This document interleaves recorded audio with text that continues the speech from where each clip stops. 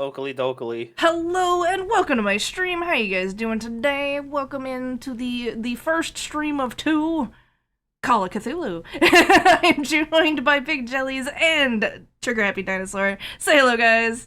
Hello, Hello. guys. uh, I mean Uh, that's really all there is for in introductions, I suppose. You ready to hop into it, or? just about. I'm just setting up my own stuff very quick, sorry. You're good. I still love that the little failure thing is a bug. Oh, it's a bug. Yeah, it's like a... It almost looks like a little spider. Yeah. It's a Spooderman. Spider-Man. Potamang. Bummer. I'm Batman. I'm Spider-Man. We live in the house. We're best friends.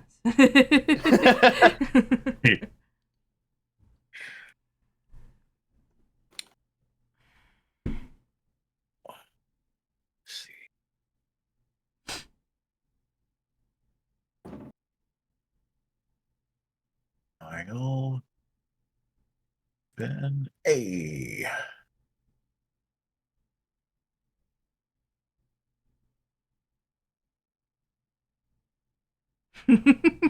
I just named it Shoostin. Who's Shoostin? Who's Shoostin? Who's doing the Who Shoostin? has Shoostin, my boy? Someone What the Shoostin. hell? Someone Shoostin. Who do? Who do Shoostin? Who doing it? Who? Who doing the Shoostin? How dare you? That's messed up. That's illegal. You can't do that. No. Yeah, oh my god. They should make laws to stop people from doing that. Right? Why haven't they done that yet? It's just a failure in government, I think. Yeah. Yeah. There's one comedian who's talking about, yeah, I think Australia did it right. Like, someone shot up a school and they said, give me your guns. And we said, yeah, that's fair. Honestly, yeah, that's fair. Okay. Yeah. Alrighty. I think I'm good to go. Are you too good? I think so. So, Alright. Too good. 3 good, 5 you. Hell yeah. That's what I like to hear. Alright. So, quick little recap what happened last time. You arrived, Dr. Powell estate, met a whole bunch of, wacky kooky characters, some very unique personalities, we'll say that. Just sort of mingled for a little while, got yourself set up in your little guest rooms, and when Dr. Powell finally emerged and festivities truly began with the dinner, the lights went out. There was a gunshot, and when the lights came back on, Dr. Powell was lying on the floor in his own blood. Still alive, barely conscious, and most probably dying. You did everything you could to try and sort of stem the bleeding and hopefully prolong his life. The butler, Bartholomew, went and called the authorities and said that they would be quite a while. Both due to sort of how late it is and sort of where the estate is located. It's just harder for them to get there quickly. And upon more investigation, you sort of determined that Dr. Powell was likely shot by a 45 automatic. And you found that Major Thorne's pistol was missing. And he did admit that it was a 45 automatic. But you did find a spare magazine. Once you sort of stabilized Dr. Powell as much as you could, you took him to the living room and set him up in front of the fireplace on one of the large sort of lounges. Trying to make him as comfortable as possible. Yeah. And we will resume from there. The fire... Marcus has started the fire. It's sort of rumbling. Not intensely. It's just sort of like a very cozy kind of warmth. Virginia's been led in by Dr. Gray. She's still very kind of like, in shock about the whole thing. She sort of sits down near the fire as well. And generally everyone's just kind of wondering, what the hell do we do now? Yeah. What are you guys up to? I I think Louis. Wowzers, Freck not using normal Freck avatar. I'm trying to decide where Louis ends and I begin, because I want Louis to be a character, not just insert me, I'm thinking this thing. I know. I do. However, but I want Louis to be smart. Well, that's the thing. If it's something that like you reckon he would logically do in this situation, like, go for it. The thing I think the thing that I would remember, which I know that I think neither Louis or Freck have discussed anything in depth of the sort of like still kind of owe us thing. No, I don't think you have. So like I'm wondering if I would assume that because Freck did art, I don't know if the commissions were paid ahead of time. But like, I mean, I know that he owes me money. And I would kind of assume it probably similar with a lot of other people. So you would know Dr. Powell quite well. So if you know that is something that he has a history of, I think that's a fair assumption. Yeah, because he definitely does have a history of being like, late. Yeah, like he's come around, like he has like paid, but it was like a bit after the fact, and it has been a while. So exactly, yeah. So I mean, I guess I could like. I think I don't know how Louis would broach the topic. I like. Oh. It's a very unique situation. Well, I guess I guess immediately I'll be pacing back and forth behind where like the doctor is, where he's laying is kind of like in between the fireplace and me, so like I'm kind of like pacing back and forth in the background, like trying to collect my thoughts. Yep. But definitely everybody would see how anxious I was. Excellent. What would Freck be doing? Trying to. Or what is Freck doing? Still really attending wounds if I can. Maybe I've stepped off to leave it alone. But like, just monitoring him basically. Yeah. So you'd be sitting nearby, just keeping an eye on him, or? Yeah. touch his forehead, see if he's going feverish. Yeah, he's clammy.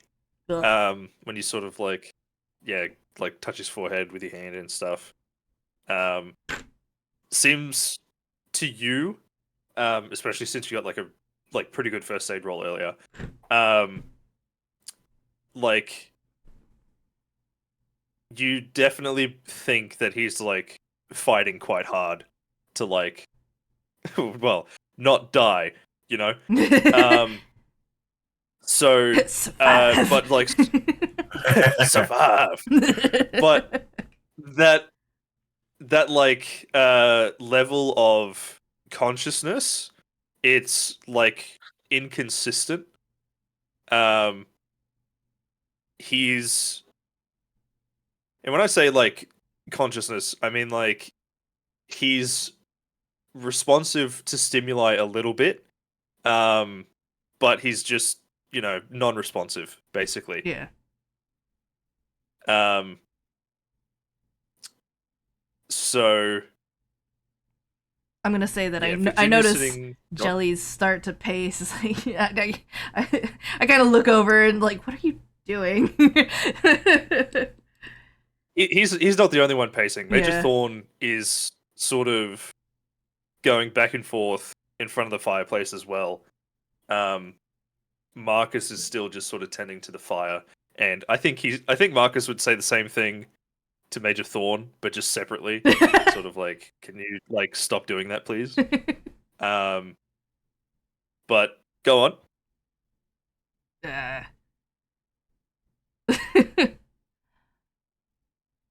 It would. Okay, let me ask this: Do I would Louis think that so the 45 is magazine loaded? Yes. What a full? I will say this: having a full spare magazine for what was probably more of a decoration than a firearm that was intended to be used. Does that mean he had 2 full magazines on him coming to the house? Well, it would certainly seem that way. Because that's loaded. That's loaded and ready to go. Yeah, it would strike me as that. I don't know if that's something that the major would normally do. So yeah, I guess I would do that. I would just it'd be like just out of nowhere, right after Marcus would ask Major Thorn to stop it, and I'd be like, I'll just say out loud, two magazines. Am I thinking of this right? 2. See, what? 2. You came to the house. You came to the house. 1920s version of Strapped, loaded.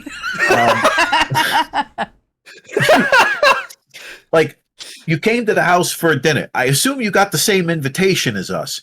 You came with multiple magazines Enough to take us of all ammunition for your gun. Obviously he's going to have some I'm not judging that you're carrying. I sort of expect it, Major, but you gotta ease my mind, Major, please. Why would you have 2 full magazines on you? Did you only carry 1? Are all the bullets there, or are there 2? How many did you bring with you? Are you implying what I think you're implying? He looks stunned. He has stopped in his tracks and he kind of looks stunned. I'm not implying any of your motive. I'm asking you to cast as much doubt on that idea as possible. Not, I guess, to defend yourself. I'm not saying you did it. I'm not saying you did. You would have had your gun on you.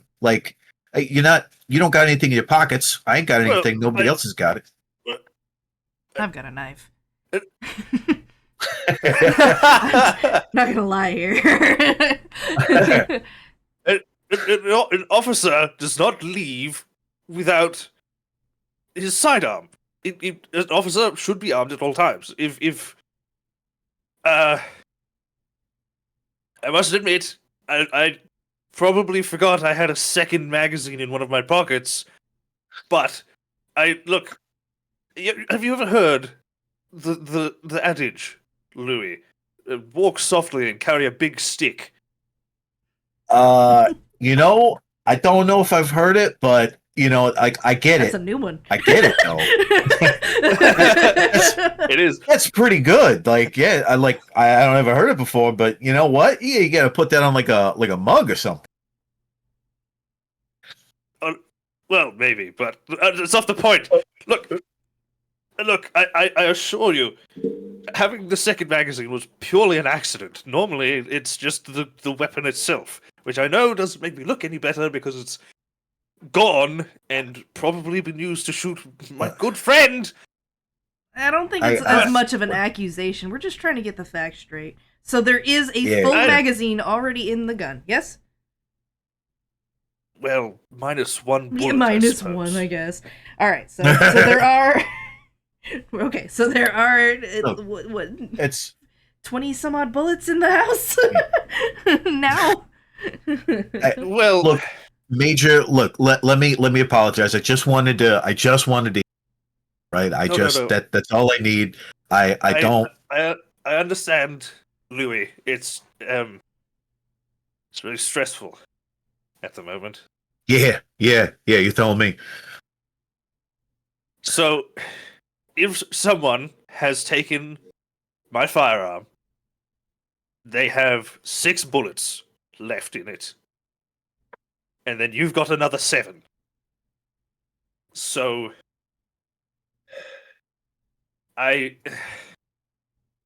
it's enough to cause a lot more harm. But theoretically, we're all aware now it's going to be much harder to use it. I wouldn't be surprised if they fired and ditched it somewhere, but I don't know where that would be. Yeah, that's tough. Second thought before I lose track. Do we have any lanterns or lamps or anything, little oil lamps or something that we can depend on for light if the power goes out again? Because pretty sure if the power goes out again, I'm gonna punch somebody. Bartholomew would sort of like step in at this point. He's sort of been like observing from like the sidelines, being a good butler, right? Like, what is it? Which I'm not used to, so I'm a little scared when it happens. Of course. Yeah. I can't remember what they say about servants, but regardless, we'll move on. And yeah, he sort of pipes up and he's like, actually. Oh, sweet Jesus, Bonnie! Don't scare me like that. and he kind of like throws his hands up and he's like, oh! Like in response. And then he like one hand on his heart and he's like, oh, my apologies. Oh, it's okay, Barty. What were you saying? I'm sorry, Louis. Sorry. As I was going to say, we keep a stockpile of candles and yes, lanterns for this very reason. The generator is finicky, to say the best, and the groundskeeper does his best, but it's machinery. I can retrieve them if you'd like. That's okay. Look, I don't want to make no decisions for nobody, but I think from this point on, we probably shouldn't be alone. I bet the doctor has a flashlight on him. Yeah, do you want to check him? I'm gonna check him. All right. How are you searching him? Just pat his pockets real quick. Okay. Whoop. Gently. So yeah, you give him like a quick pat down, and you do feel something. It seems like in one of his like inner coat pockets.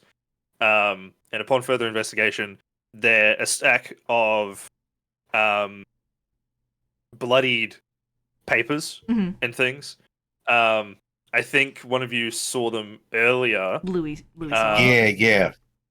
Yes, and Yeah, I saw lectures about some like tribes in like the area around Uganda. yes, and sort of being able to like quickly skimming through the blood, you see that as well. It's just a lot harder to make out Yeah. now. But aside from that, you find he has like some keys on him. Mhm. And like really, that's about it. Aw. Unfortunately. He didn't have a gun, Um, missing one bullet. Shot Yeah, he himself shot in the himself. leg. Or the gut, I mean. Like, ooh, I miscalculated. Ooh. Oh, I forgot I was supposed to Power kill outage, everybody just else scared and him. He myself. choked. Shot himself. Anyway. Damn. I was thinking Someone Inventor be Man knocking. would be like, was that a knock? What? Huh? I didn't say nothing. Sorry, someone knocked on my door. All We're on good. his door. Got it. Yes. Sorry. Fuck, sorry, where were we? I was just saying, I figured, like, in, somewhat rich man would have, like, a flashlight, a newfangled flashlight. If he does, he doesn't have it on him. Yeah. That's what Yeah. I was going for. All right, I don't find a flashlight. I want to give the papers a closer look now that they're in hand. Roll a history or something. All right. What skill would be best for this? World. Yeah, I think natural world will work for this. Nope. Oh, okay. My bad. Yes. No, yeah. Okay. So, looking through the blood-soaked pages, they're sort of like hard to separate, especially since like some of it is still quite wet, and like on the outer sections, it's like drying a little bit. Mhm. So it sucks to look through, but you kind of skim what you can. It's about half of it seems to be basically like what he was going to tell you. Mhm. Before everything happened. It's about like the help he's received, how grateful he is, the like amazing discoveries he's been able to make, and sort of going through his most recent, I suppose, expedition / dig, in the region like around Uganda, like modern day Uganda. But you can't really glean much else from those. The rest of it is like anthropological notes on this extinct peoples from where he was. You can't get the exact location. Like it's all just like covered in blood and illegible now. But it sort of talks about how they had some like bizarre fascination with and like a pagan god, because everything's pagan to the Christians, and and like a lot of other tribes around like the area like believe they were like devil worshippers, but Dr. Power just thinks that's a load of fucking bullshit. But that's about all you can read. Okay. The rest is all just smattered in gore. Ew. Yeah. I guess I fold that back, put it back in his pocket. No worries. Yeah, you kind of gently try to put it back inside his pocket Yeah. without messing it up too much. I think people would see what you're doing, but they wouldn't comment because you weren't subtle about it. I No, imagine. no, You no. just like No. Yeah. Like what? You Yeah. patted him down. You took his papers. You didn't find what we think you're looking for. I mean, I did say, does he have a flashlight? exactly. And started patting him down. Like, no flashlight. What's this? All right. Yeah. Yeah, and then you put him back. So it's like they at first they were like, "What the hell are you doing?" And then they came around. All right. I'd like to check on Virginia and Dr. Gray. Easy. So, yeah, Virginia is looking quite pale. Even through the pale makeup that she's wearing. And she's sort of like fanning herself with one of those fold-out fans that were quite popular at the time. And yeah, she's looking faint, and she's got like a cup of water in one hand, and she's Thanks kind to of Jellies. staring off into the middle distance. What happened? I said thanks to Jellies. What did Jellies do? He got the water. Oh, of course. Sorry. Well, And Louis. I thought you were talking out of game. It was but yeah, all me. she's just kind of staring off into the middle distance at the moment. Like not really at anything or anyone in particular. Mhm. This you can quickly gather at a glance that this is definitely like the worst thing she's ever seen. Yeah. Dr. Gray is very deep in thought, to the point that he only sort of rouses when you like physically like touch him Mhm. and like call his name. He doesn't look to be like traumatized, more so just like thinking really really hard, and I suppose like in his own mind palace, if you wanted to call it like that. Yeah. And yeah, he sort of stirs when you like touch him and get closer. He's like, "Oh, sorry, Freck, wasn't it? Yeah. What do you need?" I need to figure out who shot him. Well, that's what I've been thinking on too. Got any ideas? But I just don't know who would, especially here. But I do agree with Louis' assessment that we should stick close.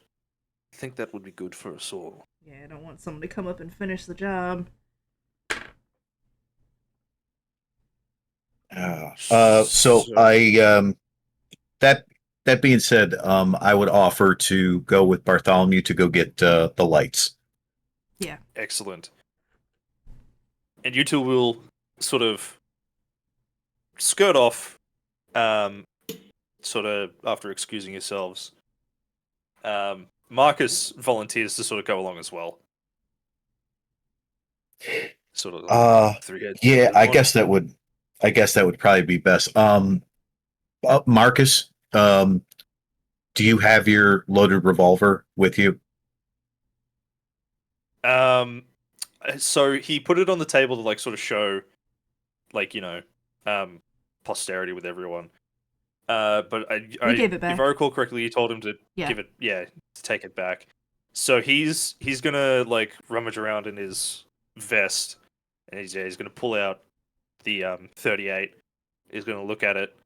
We're Still pausing for empty, ads. like he hasn't reloaded it since, since discussing everything.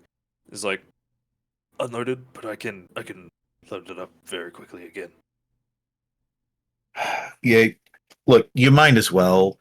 Like, if it wasn't this gun that was used, and it was on you. It'd be a pretty good trick if you were to make another gun disappear. So, look, for right now, I say we just there's got to be someone else here. So, Yeah. I'm not And- going to be pointing fingers at anybody else. Put your bullets back in your gun. And, Put your pants back on. Put your pants. Oh, Pull up your drawers. My bad. And yeah, he kind of like stands up and rummages through like one of the vest pockets and like just like his pants pockets for the loose bullets that he took out of the gun. And he starts loading them in as he walks over and he's like, I'm a hunter, not a magician, so unless I have some hidden talent, I think we're okay. And he closes the cylinder into the frame and tucks it into his holster. Awkward chuckle, and I kind of smack him on the side of the shoulder, like, "That's a pretty good one, Marty." Marty? You're quite strong, aren't you? I am. You are 80. very strong. Yeah, 80 Okay. strong. So Yeah, did I knock him over accidentally? no, so you bump him on the shoulder. Marcus himself is quite tough and also stronger than average, but you're like, you know, another step. And you sort of bop him on the arm, and he like you know, you rock him to the side a little bit, and then he kind of like rubs his arm a little bit, and he just sort of keeps trucking along. Oh, sorry, buddy. But that sort of gets him asking you about what you do. And as you're walking down the sort of hallways with Bartholomew leading, looks like you're sort of heading towards the like servants area. Yeah. He sort of asks you, he's like, You're really quite strong. What do you do? Yeah, boy like me, born in Brooklyn, probably gonna die in Brooklyn. It says, it's there's not a whole lot to do. Don't got a lot of brains, don't got a lot of skills, but I could take a punch, so I learned how to give a punch. So a pugilist, or I suppose a boxer. Yeah. My old coach, he used that word once. What, pugilist? Yeah. What's does that mean a good boxer? I'd say so. Oh, well, it take you very much. Well, you're very welcome. You're very strong, so I can see how someone would struggle to fight against you, especially in the ring. Yeah, sometimes they're pretty big. That they are. Been a few boxes in my time, and won't lie, some of them scare me a little. Yeah. Everybody's got a plan until you get hit in the face. Hey, That's come the to think of it, I should probably put that on a mug. Oh, absolutely. I think the major would phrase it more along the lines of battle. You'd figure something out, I'm sure. Ash puts that in the show. Anyway.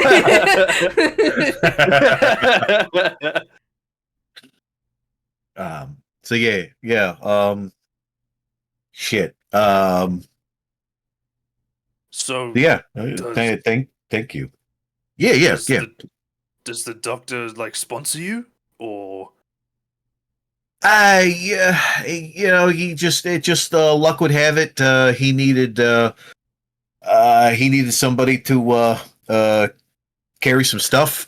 He was bringing back from a port. I just happened to be hanging around out there, having a couple of soda pops with the boys, and I'll do that. And he grows on you really quick. Like he's that kind of guy. So it was pretty. pretty easy. He's definitely a unique personality.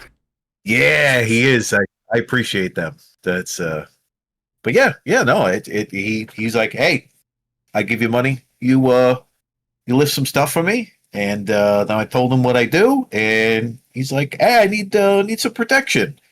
I was like, hey, you know what? I'm your guy. You paying? I'm your guy.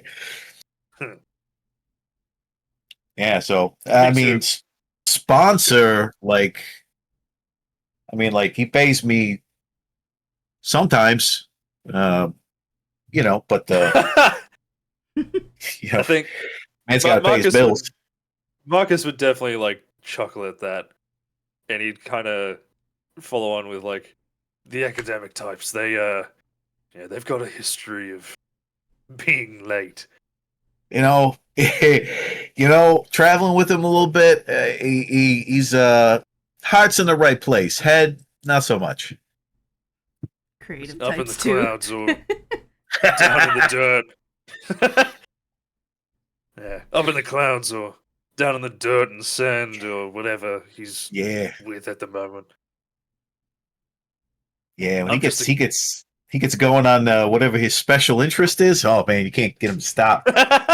Is Dr. Powell autistic? What's Most that? certainly. That doesn't exist.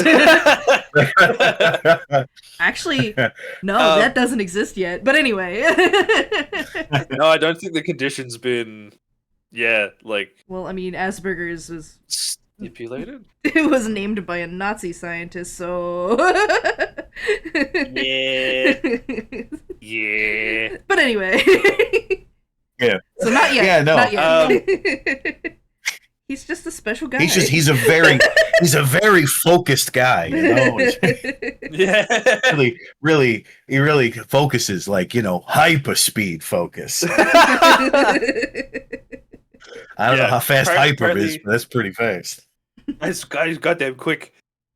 So yeah, apparently 43. Yep. 1943. Yep. By an American. Well, autism, yes. Yeah, the autism one, but Asperger's, yeah, that was that was a oof, a yikes, perhaps. So, yeah, and he kind of like follows on from you talking about like what you do and did with the doctor, and he's like, I'm just a guide, really. I've got all these bits and pieces, but they're more to scare shit away and clear paths and whatnot. Hey, it's very useful. He finds himself going in places where nobody else does, or has for a while. So there's probably a couple times there I would have appreciated you being around.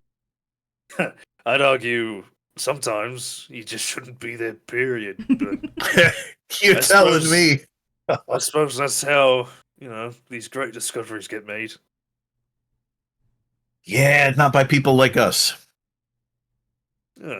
Well, not yet anyway.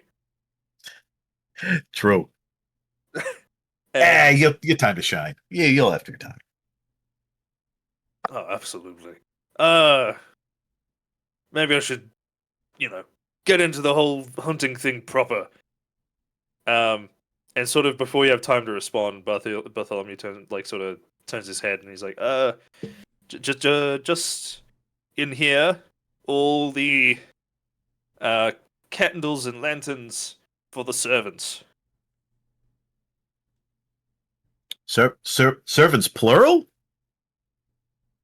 Well, tonight there's just myself and the cook and Marie, but Marie went down to bed early. And he kind of once he says that, his eyes kind of widen a little bit, and he's like, "You don't think?" Well, a gun went off, and she ain't come downstairs. I mean, is she a deep sleep?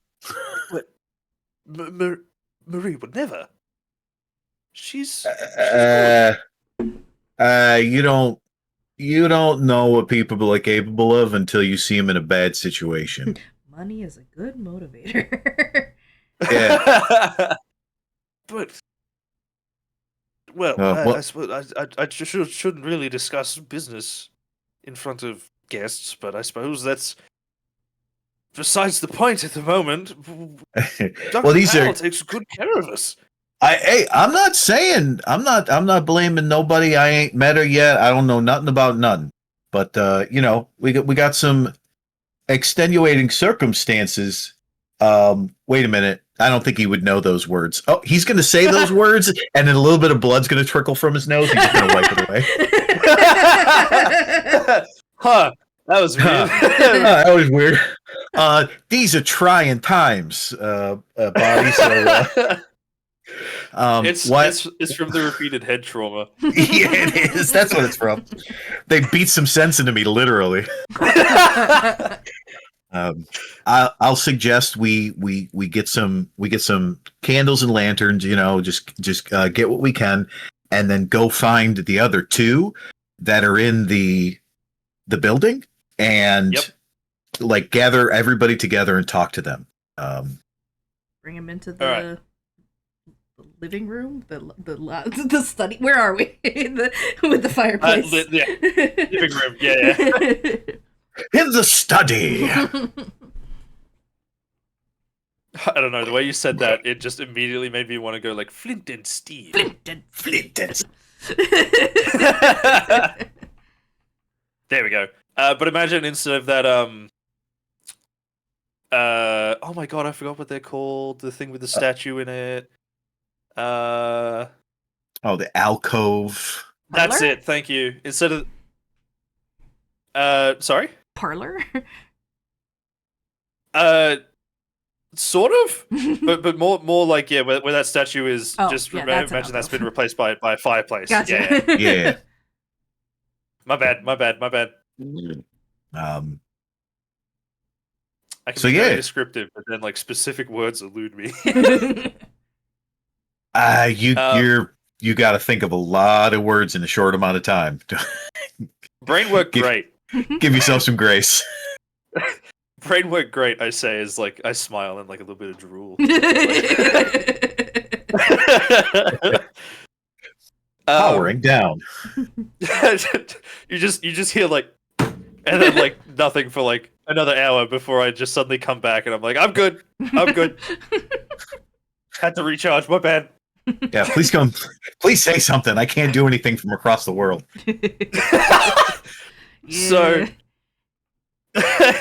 So, you gather up a bunch of lanterns and stuff. Basically, there's not quite enough for everybody. Probably every second person. Sort of among those is probably one electrical flashlight. Yes. It's there was like a French one in World War One, and it sucked. It was pull tab, and operated by like the dynamo spinning. So it only stayed on as long as you like pulled it, and the dynamo was spinning, so it provided power to the battery. It sucked. If you've ever seen Amnesia: The Bunker, that's the flashlight I'm talking about. I was gonna say but what was the other the Russian game that I played? Oh, I think I know what you're talking about, but I can't remember either. Anyway, he also had a shitty flashlight. Yeah, like it's very rudimentary. It's sort of one of those. It's more British in origin, but like the light output, it just sucks. But you can wear it in sort of like a shirt pocket or like clipped to like a pocket or your lapel. Mm-hmm. So there's that about it.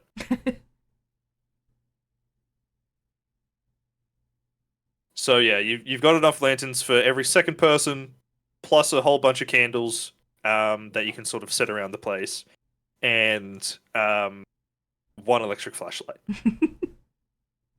Plus, a bunch of matches and stuff as well. I'll take a Good lantern. Yeah, absolutely. And I'll take the weird flashlight. I'll actually see if I can get a photo up of it.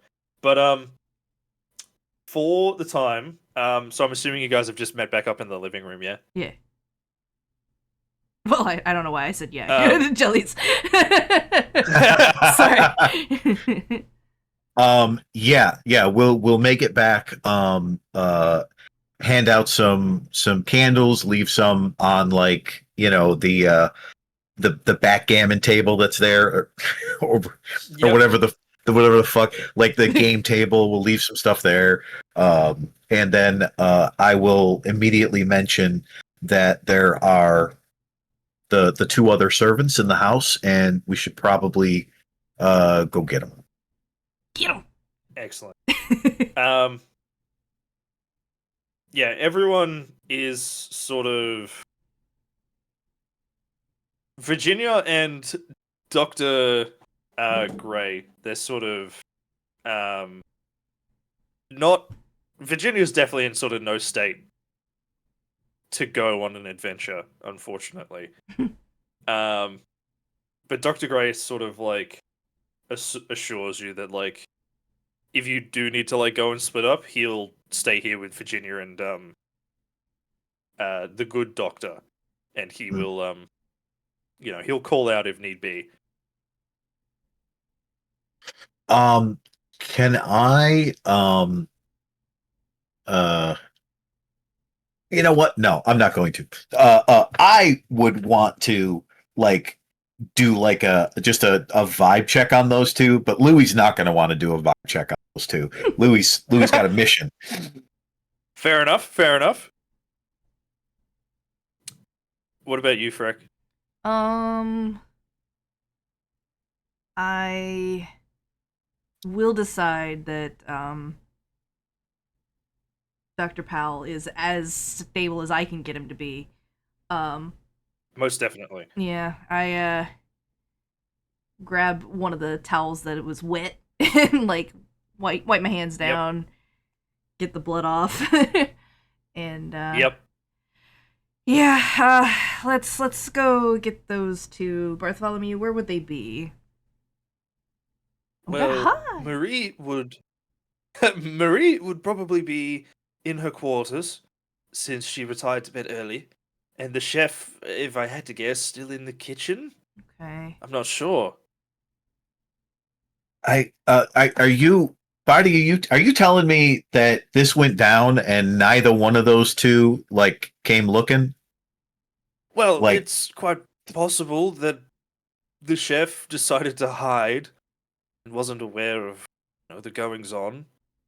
Marie, I'm not sure. Maybe it was far. Maybe she's far enough away that it dampened the sound. I don't know.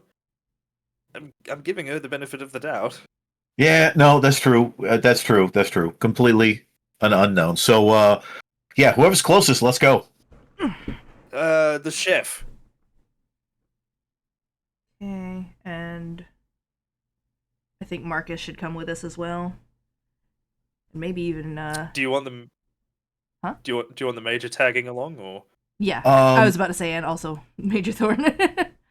Do you want to? Are we just leaving the doctor and Virginia with Dr. Powell? Ah, fuck. Maybe we should leave Marcus. Dr. Gray assures you that like he can take care of everything, and he'll make one hell of a racket if need be. Gotcha. Okay, you know what? I will say okay, but I'll vibe check him. If he's like, "Hey, don't worry, you guys go. We'll stay with the dying man." I want to vibe check him. What's a vibe check skill? That would be psychology. All right, regular roll. There we go. Oh, Nice. hell yeah. You believe that he's being earnest. He will stay here and keep an eye on things. Good. That's more than enough. Is The there- vibe check. He passed the vibe check. We're good. Is there like a small but heavy bust or statue in the area? Most definitely. Probably of one of the great minds. Okay. I grab it off of whatever shelf it is, kind of like toss it just Yeah. to see how hefty it is, and then I place it next to Dr. Gray. It's hefty. Like it's hefty. And yeah, you said it next to him, and he's like, "What for?" Just in case. Throw that and then yell for us. Ah, I see. At the perpetrator. Yes, if you see someone you don't know, just don't even ask questions. I snap my finger and I point, and I'm like, that's why you're the doctor. and he kind of like nods, and he's like, "I'm sure I can manage that." All right, Yeah. better than nothing. And he kind of like looks up above the fireplace. And he's like, "Oh, do we know if that's loaded?" And he points there's to a large rifle up there. the double-barreled shotgun sitting above the on the mantelpiece of the fire. I grab it oh. and hand it over to the major. Like, I don't know. So, you like take it off. It's hefty. Like it's somehow heavier than it looks. But like distributed nicely along the gun. You don't have a great deal of knowledge in like firearms. You just think it's a neat, just not in rifles or not in rifle shotguns. Yeah. So to you know that it's like probably a pretty well made weapon, but that's about it. And first, how are you handing it to him? Oh, sideways. Excellent. So yeah, I'm imagining like one hand around the stock, one hand on the like forend, and you hand it over to him, and he looks a little like, oh, like okay, and he takes it from you, presses the sort of presses the catch on the top and opens it up, and he looks inside of it, and he's like, this look of like, he's very puzzled. And he looks at it, and he looks up at you, and then everyone else, and he pulls a shell out of the. He pulls a shell out of the shotgun. Woo! And it's unfired. It's not a blank. It's not like one of those like caps for like dry firing and stuff. He's holding an honest to god. Like brass shell. It's a shell. And oh my god. Oh, it's a slug? And he's looking at it, and he's like, why on earth the good doctor had this loaded above his mantelpiece above terrifies me. Fire. Yeah. My jaw is just open, like, oh my god. And he's like, it's not just the one barrel. Both were ready to fire. And he puts the shell back in and clacks it closed. And then he goes, I don't know if it's a good idea to be walking around with this in the house. It's a bit cumbersome, but I can take it if we need. Yeah. Just in case, I'd rather it in your hands than. Fair enough. I don't think Dr. Gray of Virginia are in any state on a good day to be wielding a boomstick that size. So why don't we keep it with us? Dr. Gray would pipe up and he'd be like, yes, that would annihilate my shoulder.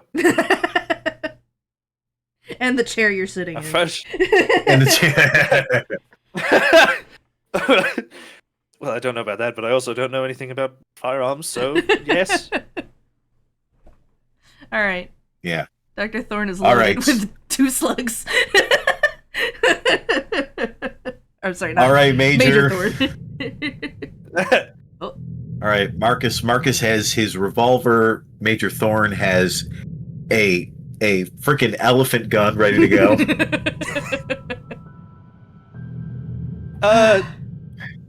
What are your skills in? Okay, you're both base level. All right, no worries there.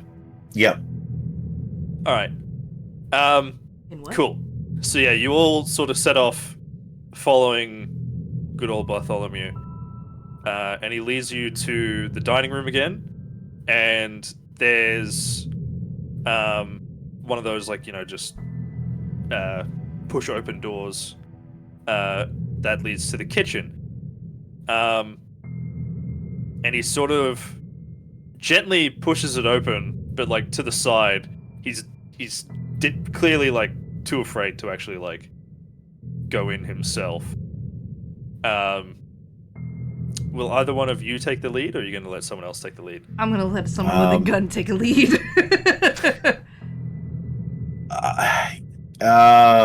Yeah. Honestly, if Marcus feels okay with it, if not, I'll. You know what? I'll be there at the door with Marcus, and I'll kind of like give him kind of a nod if he wants to go first, and if he declines, I'll go first. Okay. So, yeah, you kind of like both standing at the door. Major Thorn is behind you with the sort of gun pointing towards the floor. Just sort of like in one hand. And you nod towards Marcus, and he takes a deep breath, and he draws the revolver, and he like very carefully kind of like steps through. And he goes to the right, but it sort of extends. I'd probably say like another like 10, 20 feet, like straight ahead. And you can sort of see like machinery up at the back. They just look like big ovens, cooktops, sinks, things like that. There's a light in here, right? Yes, the lights are on. Okay. It's quite bright, actually, in this room, brighter than the dining room. And you're assuming just so that way the cooks can see what the hell they're doing. Absolutely. I nudge Bartholomew real quick. What's his name? Oh, it's quite simple. It's just Stephen. Just Stephen. Chef Stephen. Hey, yo, Steve!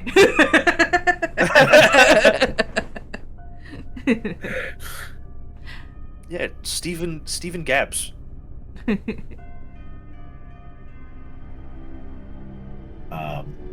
So yeah, Marcus has sort of like gone to the right, disappeared a little behind the door frame and stuff, and when you follow him in, it's just this large kitchen. Clearly, it's very modern by the time standards, and like there's space for like a few people to be working here, but just because Dr. Powell doesn't often have people over, it's often not that necessary. So most of it looks like unused or very clean. I do call out, like, "Hey, Steven!" Give me a listen roll. Listen, where the fuck is that? Yeah, for one of us or both of us? If you're both listening, absolutely. Yeah, I'm like perceiving. I'm perceiving all I can perceive. All right, go for it.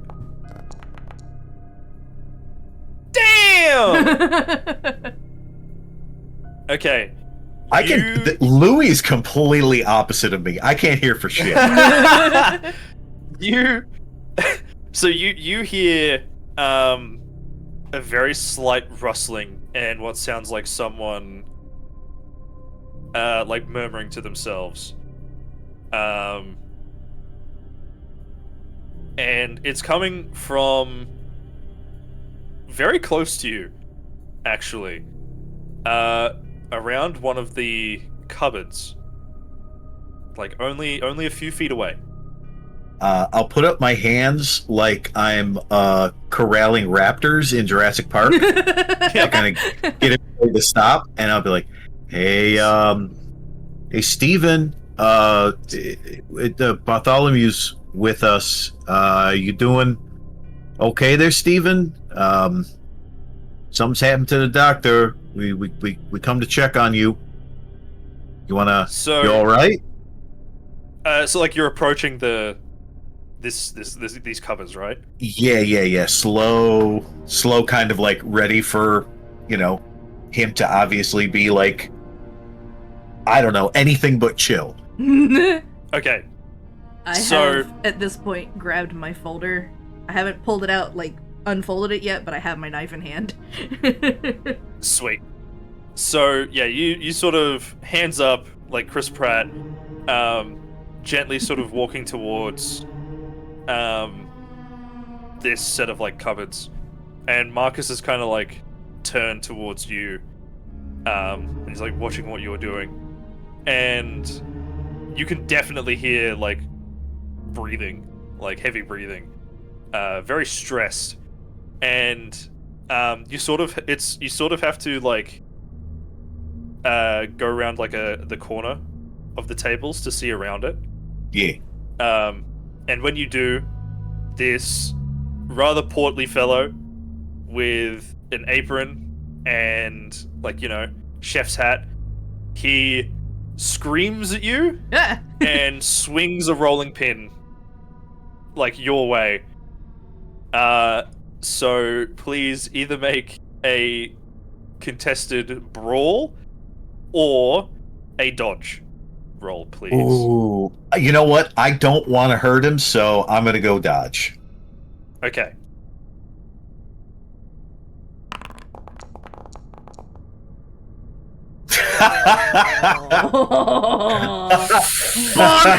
I'm gonna get it, Shiner. So he rolled really quite well, actually. So he like leaps up screaming, and he like before like you can react, you're like pretty like startled by this like sudden onslaught, and you go to sort of like get out of the way like you would with like a boxing punch, but this isn't a punch. He's swinging something at you. Yeah, he's a little longer than you're used to. This guy's got reach. And so you like duck your head back, and the pin just like clobbers you on the side of the head, and you sort of see stars. Is it wood or granite? It's a wood rolling. Okay. Still dense. Killed in I the know. second That's why I was session, like, my holy God. shit. Still dense. Still owie. Oh yeah. But not nearly as bad as it could have been. Yeah. Ooh. Okay. One moment. Sorry.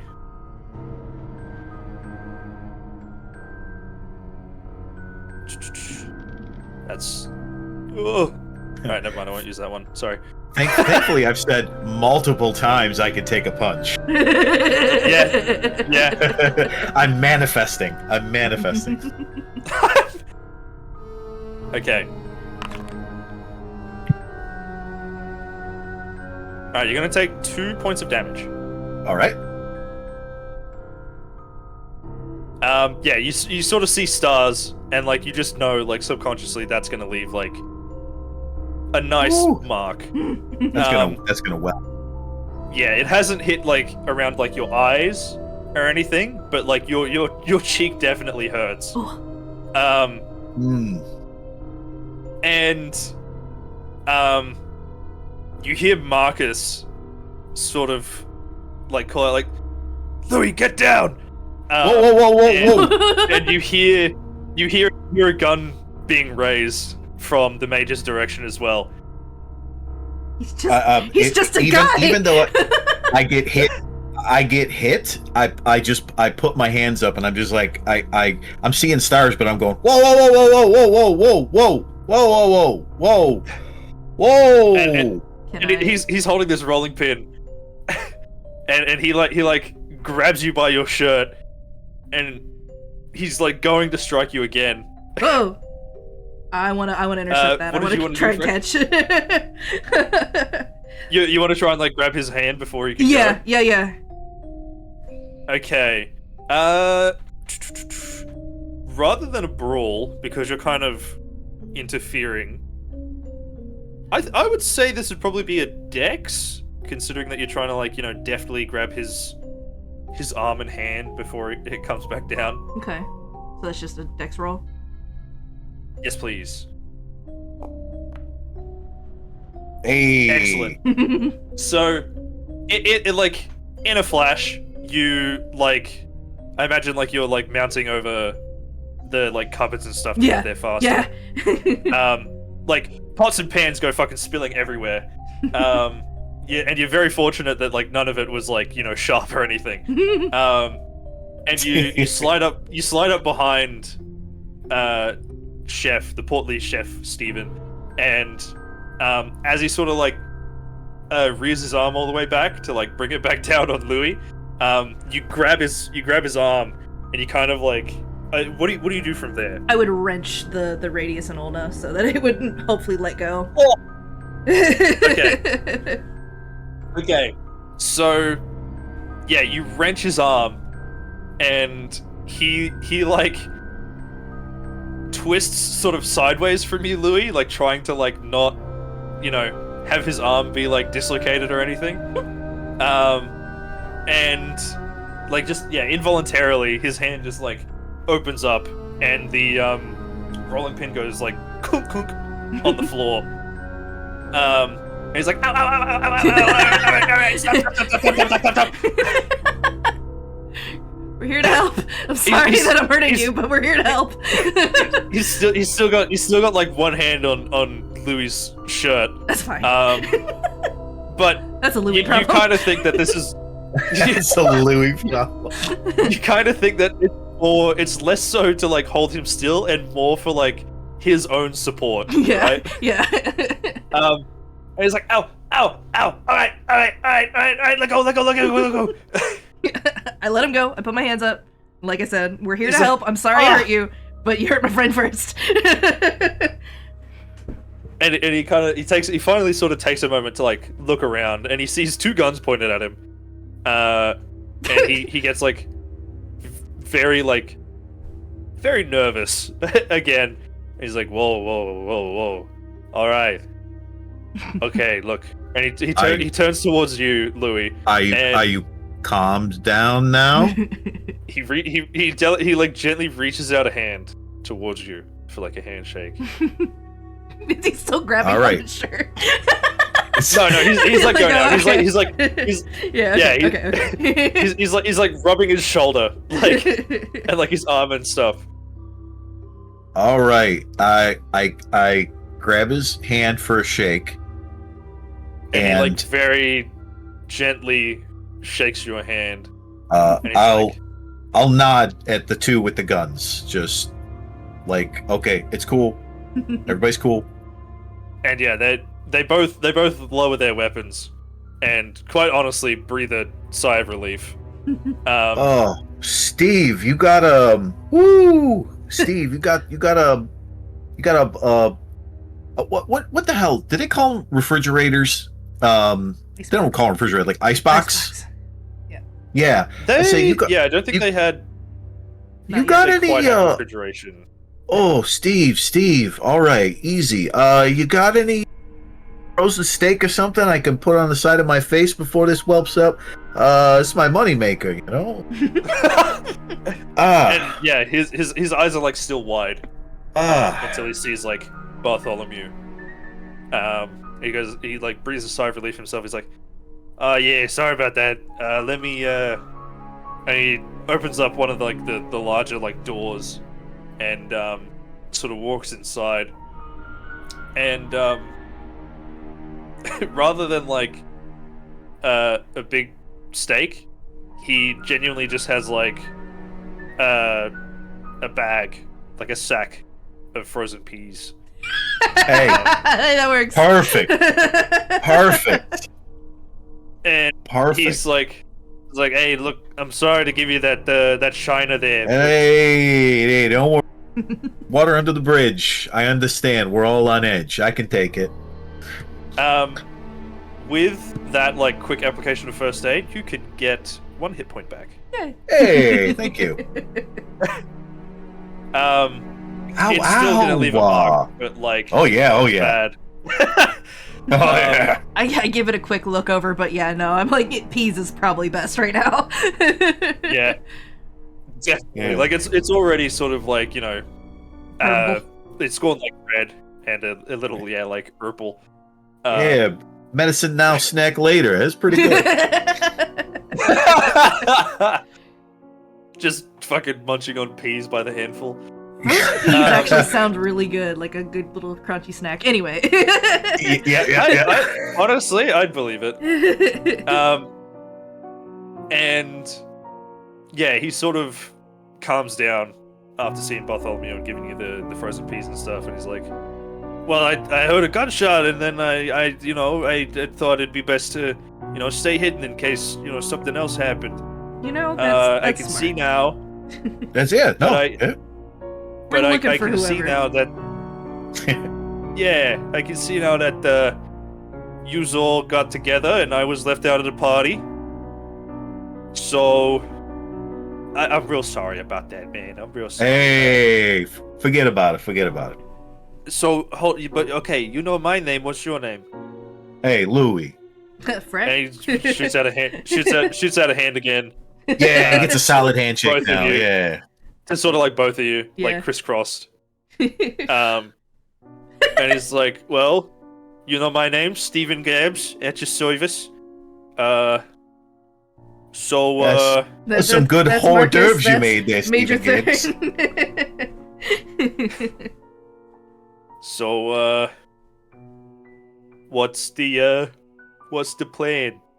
Well, we was looking for you, and then we're gonna go find Marie, because I think he's the only 2 people left in the house that we haven't checked in with.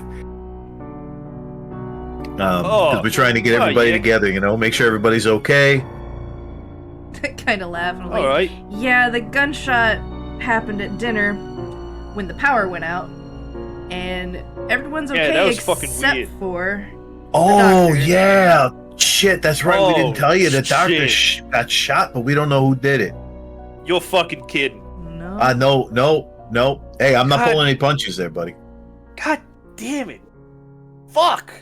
And you kind of hear like Bartholomew and Major Thorn chime in very quietly, like, language. Fuck, what? Huh? No, they're right. I know everything is happening here, but decorum comes first. Does it? Anyway, why that reaction? Are you okay? What's going on? Well, he's my goddamn boss. Oh yeah. I was God damn it. hoping you knew anything. Did you see anyone else maybe come onto the premises besides? Well, I mean, not all of us are here, so you can't. Why don't you come with us to the living room, huh? Yeah, okay. But I didn't see nobody. All right. Okay. Oh, give him a pat All down. right. Oh yeah, sure. Yeah, you give him a pat down. He's got like, he's like, hey, whoa. I as soon as he gives a little bit of guff, I just give him a look and a finger. I don't say nothing. A finger? He's like, all right. Like a point at shoosh? him. Oh, Just okay. one finger. Yeah. Pointy. No, like a shoosh. Just like a you better behave. He's like, all right, I can see the predicament I'm in. Fair enough. Go on. And he like stretches his arms out. And yeah, you pat him down, and you find he has a small flask. And upon taking a sniff, it is most certainly whiskey. That's fine. Back of house, that's how it usually is. Yep. Oh yeah. And aside from that, there's like a small notebook. It's basically just got a bunch of like foods to cook, some things to order, stuff like that. Mhm. How deeply are you looking through his notebook as well, actually? I didn't search him, so. Oh, I thought you searched him. Oh, okay, yeah. Alright, I... Sorry, I thought you said that you searched him. Sorry. I said we need to give him a pat down, but sure, I'll give him a pat down. Yeah, Okay. I can, I would look through a few pages, like, once I figure out it's like, oh, this is what we're making, this is the ingredients we have to get from the market, yeah. Okay. So not too in-depth, I guess. So you're just kind of like skimming through? Yeah. Well, it'll be the scenario where Freck starts reading the book and he's like looking back, like, "Hey, what are you doing with my book?" And I keep getting his attention, like, "Hey, over here, hey, hey, over here, Asshole!" You know what, Freck? Mm-hmm. Give me a luck. Luck. Give me a luck roll. There it is. Mm. Ooh. So okay. close. So, yeah, you just see the. Yeah, you just see the pages as they are. Mhm. You know, the recipes, groceries to get, etc. You do see a note that says like tell Marie to like collect on Wednesdays, not Thursdays. But that's about it.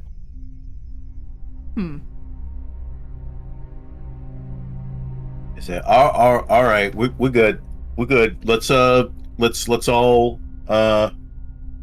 we all be nice and good. Yeah, I want I you to flip the come book with us. closed, hand it back to him. He's like, "Thank you." And he chucks it in his like apron pocket. Chef Stephen Gapes, why don't you come with us? I realize it just sounded like a copper there for a second. I apologize. I am no pig. And he's like, But "Oh, good." You got a friend in me. All right, come on. You got a good swing there, son. It's pretty strong. Hey, thanks. Speaking of, can I get my rolling pin back? Oh yeah. You're gonna need that just in case we find some ne'er-do-wells or something. He's like, "All right," and he like gently, like slowly, like making it obvious that like he's like, "I'm not gonna do anything crazy." Picks it up and then just puts it in his apron pocket again.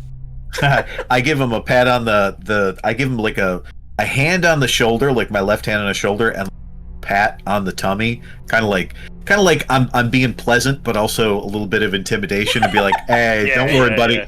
Don't worry, buddy. If I wanted to hurt you, you'd know. I don't want to hurt you. You'd already be dead." You wouldn't have connected. So yeah, let's go find Marie. Make sure she's okay. All right, and yeah, you all sort of leave. Bartholomew is talking to Stephen. I'll give you a quick like physical description of him as well. He like I said, he's a portly fellow, and he's got this like Can't really trust quite a skinny short, chef. almost. Just say it. Well, true, Amen. right? Amen. Why do you think the rat needed to help him in the movie? So true, King. But take off his hat as like a shrimp. Are you telling me? A shrimp, right? Shrimp? This rice. Oh my god. Anyway.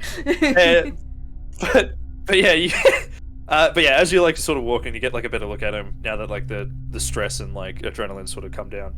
Yeah, he's a portly fellow. He's basically got like his head is basically shaved, save for a like rather thin mustache. It looks like he's really trying to emulate the like French style. But you're not sure if that's because that's where he was trained and he wants to like pay homage, or just because he thinks it makes him look better at his job and fancy. You must admit though, the food you did have was very nice. Yeah. So there is that. But aside from that, he's just like, average looking bloke. He made that spread alone. God Damn. All right. damn! And yeah, you sort of walk through the hallways. The lights flicker a little bit, but they don't go off. You're walking towards where Bartholomew says Marie's quarters are.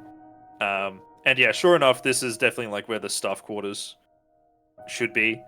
It's like slightly less presentable than the rest of the house, but you can tell Dr. Powell does his best to make sure they're like comfortable and at like a pretty similar level as the rest of the house.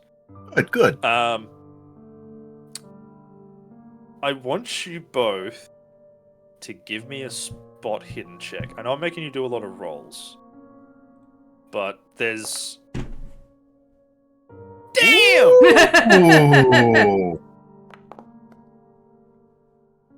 Damn! Wasn't very What? hidden. Okay! So, holy shit!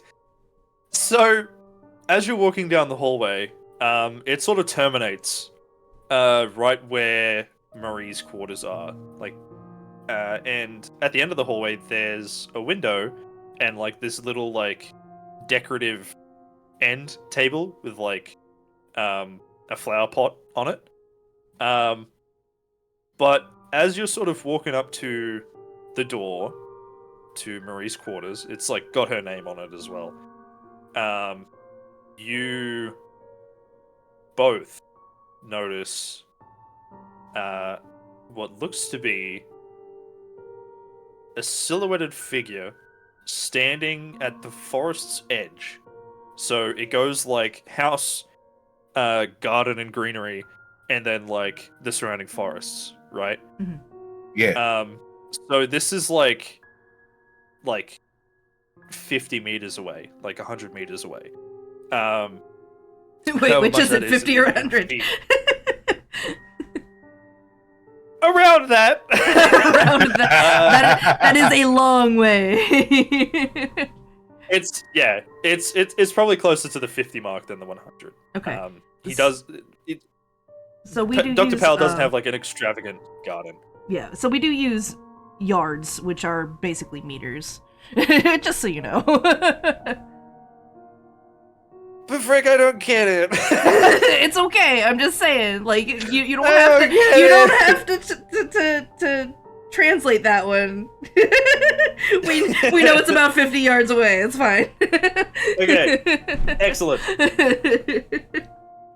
So, but yeah, you see this silhouetted figure, and you can definitely tell that they're looking into the like estate.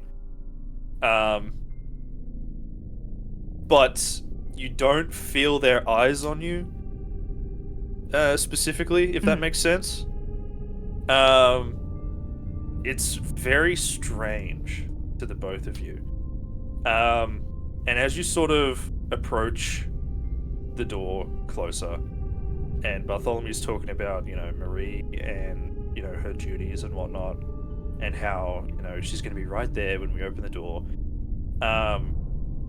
This figure turns and walks further into the forest.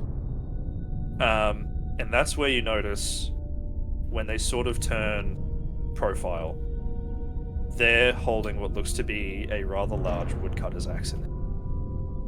Huh. And then they disappear into the forest. The figure that you made out from the silhouette, quite a large looking individual, wearing a bowler cap. Most probably anyway, just judging by like the brim. Do you guys do anything about that information? I don't want to sit. Go ahead. I don't say anything, but if you're next to me, I will look to see if you like acknowledgement that you are seeing it too. Yeah. Okay, so I call out to Bartholomew. Do you have a groundskeeper Yes. or something? Oh, yes, Henri. Henri? Yeah. Would he be large in stature? Oh, yes, very large fellow. Why? That might have been him. He would be in his shack. Would he be in his shack? I mean, I think you saw it too, right, Louis? Yeah, I saw a big fellow was holding something. He was out in the woods Where? there. Straight out there. I point. Just straight out there. Does your buddy like hats? I guess as much as anybody else, he says as he looks out the window, and the figure's gone. Yeah. Sort of melted into the darkness of the trees. Mhm. But yeah, you definitely saw him. I think he was holding an axe. I mean, as a groundskeeper, that's not out of character, but it is late. It's very late. In Yeah. fact, looking outside as well, you can sort of see that some very light sort of snow is starting to drift down. Mhm. And gently sort of just giving this frosted layer to some of the grounds. And it kind of adds to this feeling that why is he out this late? It's this cold. And why was he holding an axe? Yeah. And I think we'll take a quick break there. Mhm. Just a quick pee-pee break. There we go. And we will resume in say 5 minutes. Yeah. Yeah, sure. All right. Easy. All right. I will be back. And when we're back, we will see if Marie is home. Smile. Excellent. Yeah.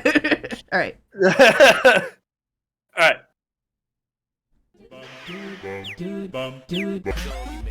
Yep.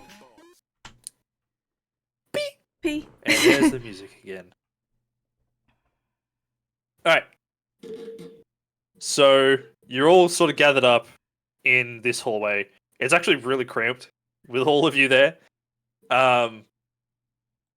And Bartholomew sort of sidles up to the door and very politely kind of knocks on it. There is no response. Maybe like Steven, we gotta call out to her. He knocks again, a little bit harder this time. He's like, Marie? You can't hear anything from where you are. I'm gonna press my ear to the door if I can. Okay. So, you press your ear to the door, and you do hear what sounds like rustling, like bed sheets. But it's very faint, and you can't hear much else. I don't want to I don't want to barge in, but we gotta get an answer. I'm gonna reach down and check the knob. What's the lock situation on the doors? Because we have keys. Yes, you have keys to your own rooms, and very similarly, I would say Bartholomew they has a have skeleton keys. key. Yes, they have keys to their own rooms as well, the servants. And you try the doorknob, and it kind of just rattles a little bit as you try it. And Bartholomew kind of definitely reaches into his sort of waist jacket and pulls out a set of keys. And he flicks over to one, and then he puts it in. He's like, I must say, I'm really not a fan of invading Miss Marie's privacy like this, but it must be done. And he unlocks it, and then sort of goes to open it, and then the door opens on its own. And before you, standing in the doorway, is a very sleepy-looking black woman. She's wearing a nightgown, but you can sort of see behind her that she's got hung up like what looks like working attire. Not like, the classic French maid Yeah, no. or whatever. No, it's much closer to like what actual maids would wear. Like, just like plain clothes that let them work pretty freely.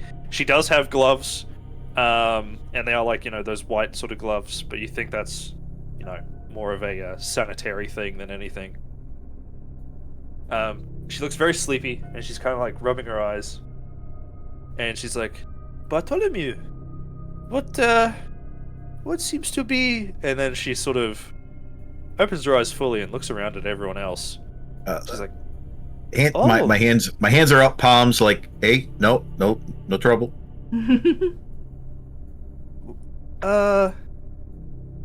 Hello. And she kind of gives like a very like gentle wave before she looks back at Bartholomew. And she's like, Bartholomew, I'm not dressed properly to meet the guests. I'm supposed to be asleep. I'm supposed to be big same, fam, big same. And Bartholomew kind of looks at her a little like bewildered, and then it sort of softens into this look of just empathy and just like he has the news to break, but he really doesn't want to do it. I see that he doesn't want to break the news, and I'm just, hi, my name's Freck. I'm really sorry to have woken you, but there has been an incident, and the doctor is gravely injured, and we're just trying to find... Doctor? Yes. Hold on. And she goes to close the door. Do you let her? I do not. I put my foot in the door, and like I kind of like push the guys aside so that only I can like peer through. And I'm like, I'm really sorry, this situation, I kind of need to keep an eye on you. She's like, what? I was just going to get changed. What happened? I understand. Well, the doctor has been shot, to put it quickly. Well. the little kitty meow. She looks like shocked, and then she sort of like softens up a little bit. She's like, "Oh, this is a joke, no?" There's still blood on my probably on my wrist or something, and I go, no, this is not a joke. Yeah. She looks at Bartholomew, and he, has that expression of, like it's the truth, and you sort of have like, she's still smiling, but like, well, not disbelief, smiling. Yeah. Like it's yeah, but you can sort of see like her eyes are welling up a little bit. She's like, I see. Might I be allowed to get changed, perhaps? Yes, go ahead, and I will give you enough privacy, but I still need to keep an eye on you. I understand. One moment. And she ducks into the room, and like with her like nightgown still on, just starts like putting on like her top and like pants and stuff and shoes. And then she comes out and meets with you all. She's like, "Oh, everyone is here. I see." Well, just about. There's still a few of them in the living room with the doctor. He's stable for now, but he's not doing good. I see. And do you all have weapons? There's the technicality that I don't think Louis does, but I just nod. Yes. I see. Well, I do not. I am a clean woman, but I will follow along. Yeah, she kind of just is happy to tag along. She's still very kind of like shocked by the whole thing. Kind of motion to Marcus to give it a quick sweep for any like actual weapon. Give her room, a quick sweep. But I keep talking to her.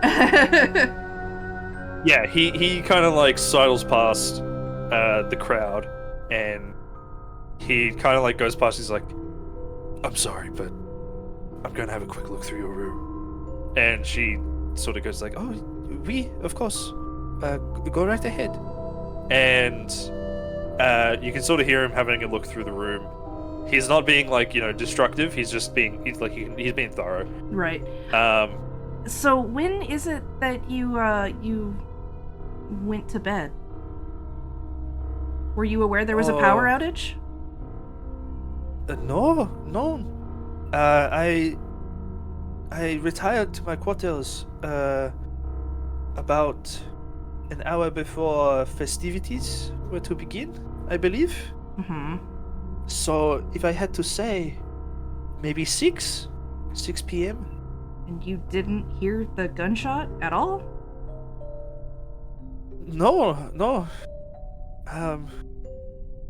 I did not hear anything. I would like to, I guess, psychology on her? Or psychoanalysis? What? Go for it. Yeah. Psychology, yeah. 27. Very nice. She is telling the truth. Okay. Alright. She did not hear anything.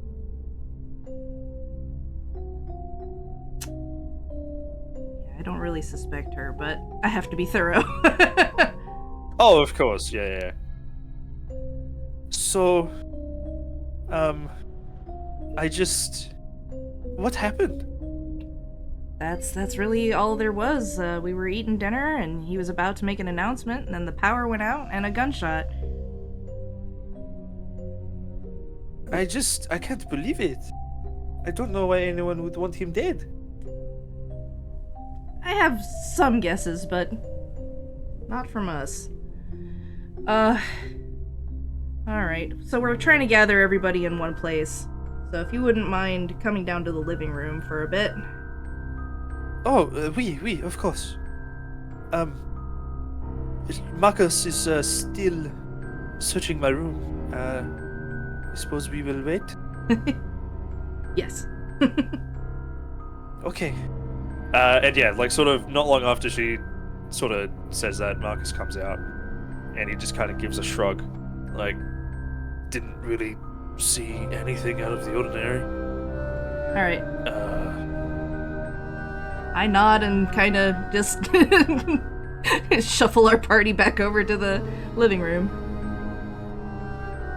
Alright. So, you all sort of head back to the living room. The tension is,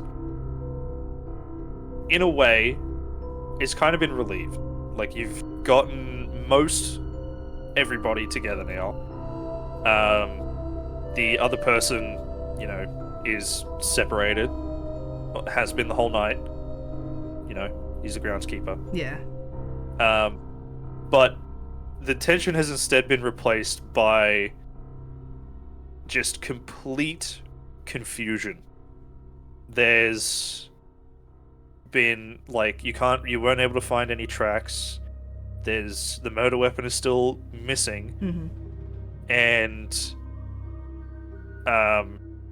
you're really no closer to figuring out what happened than you were previously. Right. The only comfort is that you have more people, meaning more security, more eyes, that sort of thing.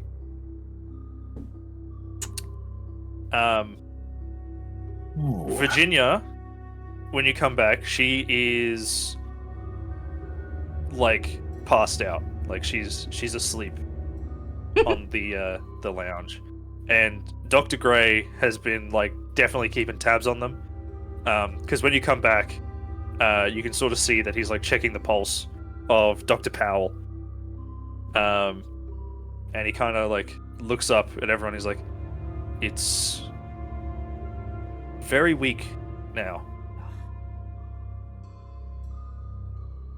Epi. I don't know if I don't know if it's because he's lost a lot of blood, or just. And he looks a little defeated. Do we know how long I'll- it's been since we called? It's probably been like, I want to say like 20 minutes. Oh, jeez. There was a lot of there was a lot of wandering around as Bartholomew led you around the estate. A brief moment of recuperation for old Louis after he got clocked in the head. Yeah. Yeah, good 45 seconds. Hang it. Okay, everybody stay. Hold on. Need the stars to disappear. I will give a sort of a comforting hand on Dr. Gray's shoulder, as and like a nod of like thank you, just to got to give the old guy a little bit extra win there. Yeah, and he you can tell he appreciates the gesture. And he kind of rubs his eyes under his glasses, and then looks up and he's like, Where haven't we looked? Where His office? I suppose not. As would be the yes, of course. Yeah, all right. Why don't We also spotted someone out in the woods, but we're pretty sure that's the What? groundskeeper. Well, he's unaccounted for, right? Right. Should we have a chat to him? honestly, I'd say not yet. Like, we know he's out there, but yeah, like for right now, let's keep the search in the house for right now. Like, you like, I look at Bartholomew, like, you also, like, y'all, you know where his shack is, right? Like, we can go there whenever. Oh yes, absolutely. Yeah. There's a forest trail, and it branches a little bit. But as long as you, I think it's keep left twice and then take a right, you'll get there. That is incredibly helpful. Thank you. Oh, of course. I don't know, Freck. I suggest that the two of us, Bartholomew and Dr. Gray, go find his office. All right, I think that's fair. I think I have his key on the ring. I'm sure the master would. And he kind of looks a little uncomfortable saying that. At this point in time, Bartholomew, if you don't have a key, we'll get the door open. That's not a problem. Like, Fair enough. the only reason I haven't understand. broken a door yet is because I'm trying to be as pleasant as possible. And he kind of like nods solemnly, and he's like, "Fair enough. We will simply get the door replaced, if need be." Marcus volunteers to stay with Virginia and the good doctor. Yeah, and Um, Steve, the Steven and Marie are going to stay there with the doctor as well. Yes. right. Yeah, considering everything, they're pretty happy to just be around other people at the moment. Yeah. Um, Major Thorn says that he is going to actually go to the bar, which is just like a room over, and get himself some drinks. I don't He think we should be drinking right now, bud. Maybe one. It will settle. Yeah, just one. One is enough. Okay. And sort of at the mention of drinks and alcohol, Stephen perks up. He's like, "Oh, you know what? We should stick together. So I'll go with the major, and Top off your we'll keep flask? each other under wraps." Huh? What? You crazy? Don't think I didn't see that. I know what you saw. I know what you saw. He knows. He knows. Like I said, I look at them both like very sternly and I go, one.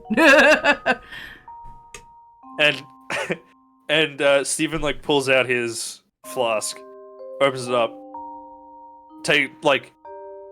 drinks, and he's like tips it upside down to show that there's none left. He's like, "Does that count?" That counts. Well, fill it up. That's your one. Oh, excellent. And he sort of walks quite happily into the bar room, and like Major Thorn kind of just rolls his eyes and follows along.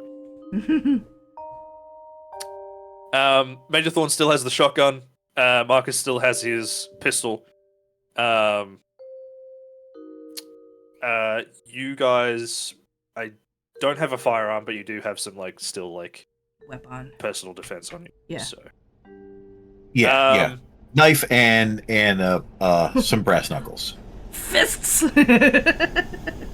Fisticuffs! Bap! So, yeah, he leads you through the estate, and it's sort of a little out of the way. His office, very close to his quarters, as you could expect, and he flips through the keys and he tries a couple different ones. None of them seem to work, unfortunately. And he kind of, very dejectedly, sort of stands up, deep breath, and he looks at you, Louis, and he's like, "I suppose we are getting the door replaced." Like a little cocky. Unless we go back and get the master's keys. Well, Freck, did he have keys on him when you searched him? Yeah, he had keys on him. I should have asked as well. Did you take them or did you leave them on him? Honestly, if we were talking about going to his manor and unlocking his door, like, I'm pretty sure if he had keys on him, You would like, have. something would have been said. I would have grabbed him. Yeah, all right. The second time, Then- not the first. Yeah, then he looks very dejectedly at you, Louis. He's like, "I guess we're getting a new door." Hold on. Crack my knuckles, and then I halfway crack knuckles, like, what?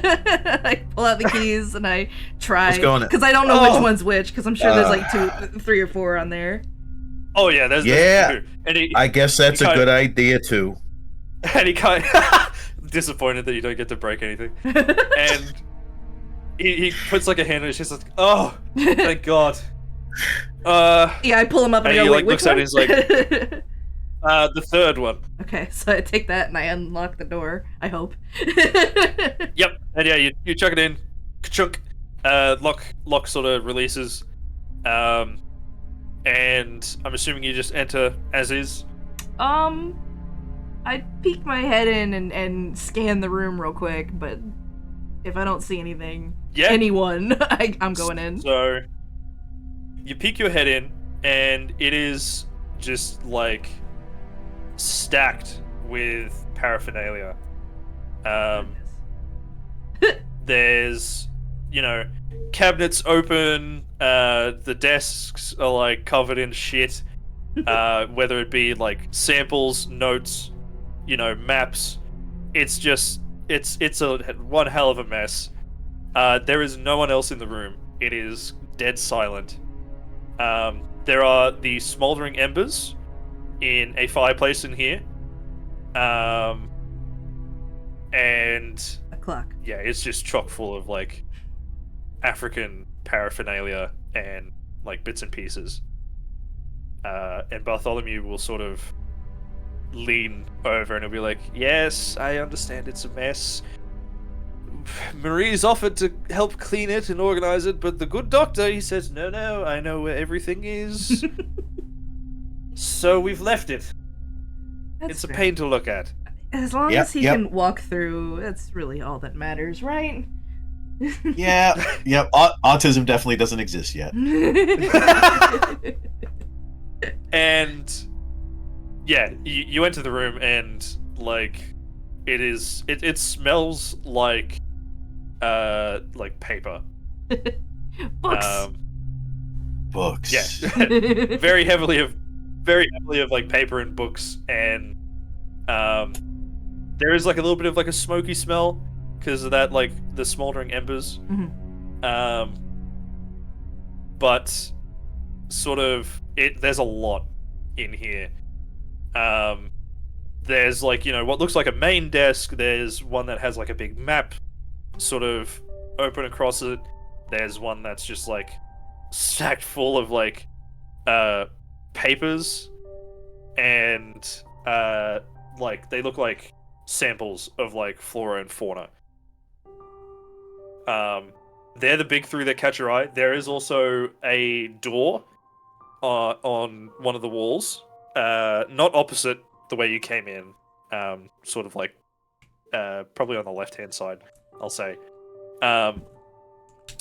And yeah, that's currently closed. You're not sure where it goes. But yeah, it's just chockers. It is just chockers. Yep. All right. So, my question now is, how would you like to start? Flora and fauna, probably. Okay. So, give me a natural world check for that one. Mm-hmm. Louis, what are you looking at? Fuck. I'm peeking at that door. That door's an unknown. Okay. So Freck, you failed the roll. However, remember that you can push rolls. The only thing you need to do is you need to tell me what you are doing as a second attempt. So, let's say on this like first attempt, you just did like a cursory sort of glance. Mm-hmm. So how would you attempt to improve that or try harder if you want to push it?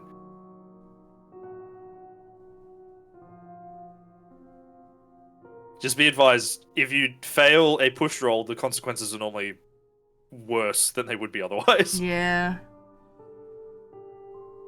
I don't know.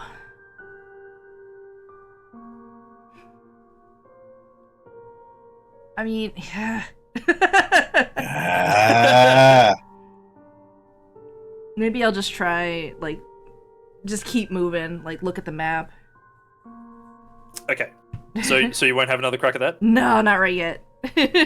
Okay. So, alright, so yeah, you move on to look at the map. Jellies, you check out this door. It is unlocked when you try the knob. I'm assuming you would like to see what's on the other side.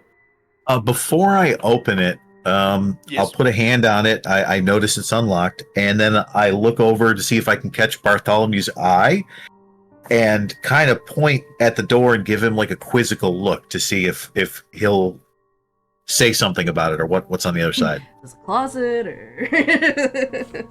So he kind of shrugs a little bit, and then he says, "Well, the master didn't really let us in his office. It was his own personal space, you understand."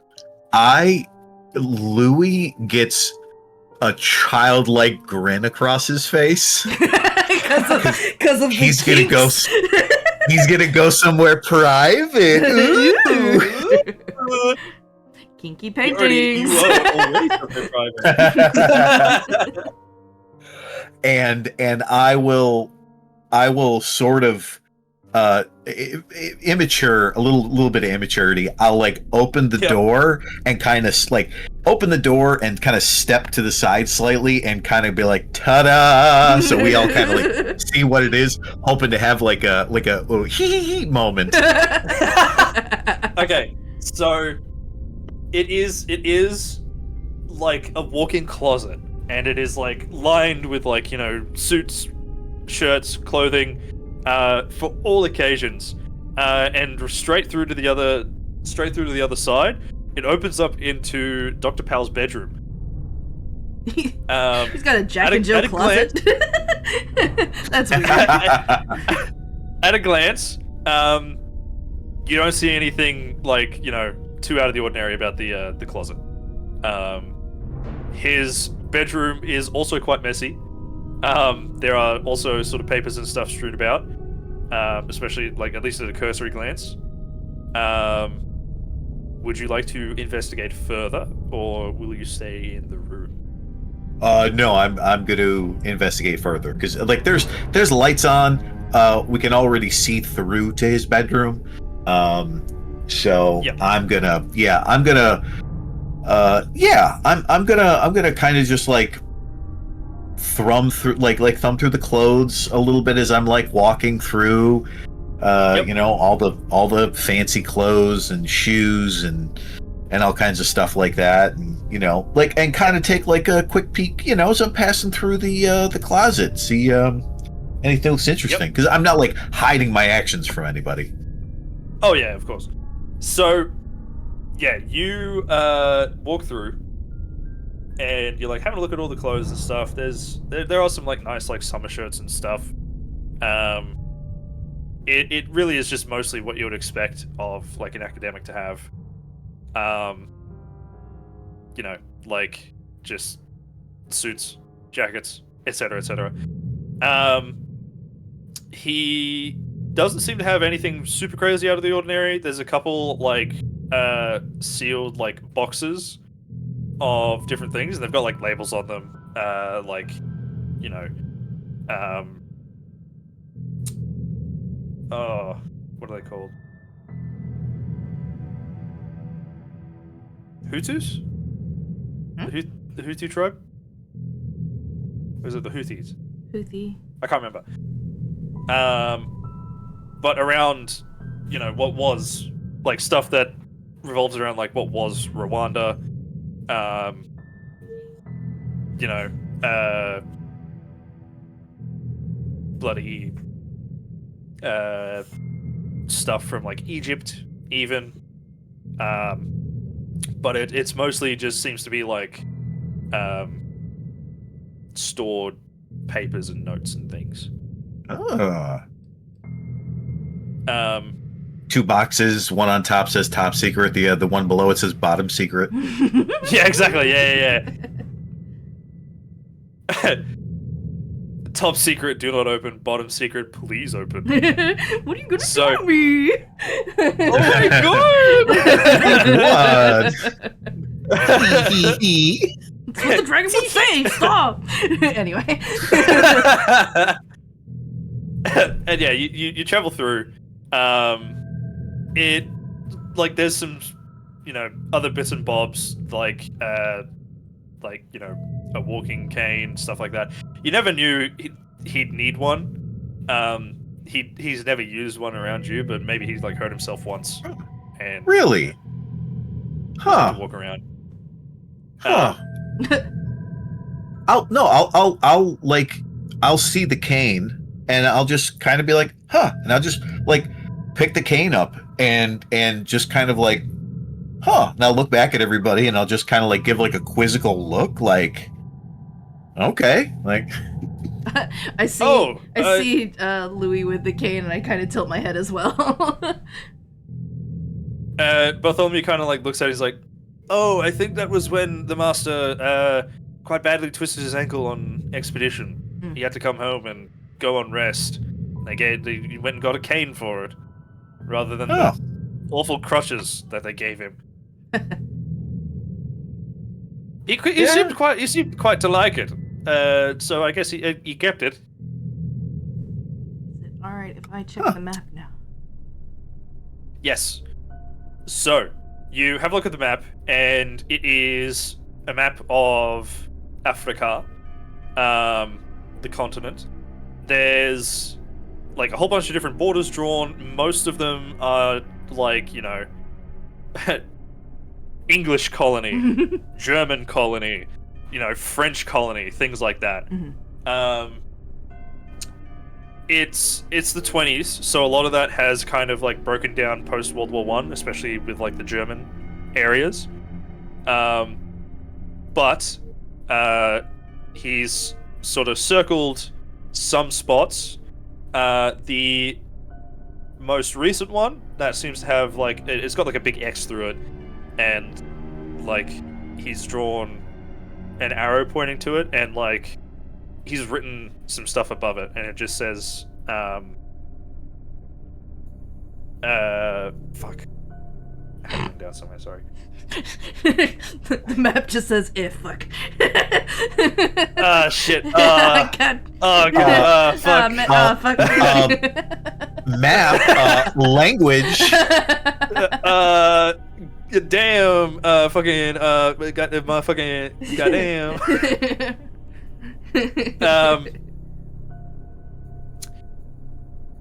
Oh yeah. It says unexplored region. Hidden secrets? ?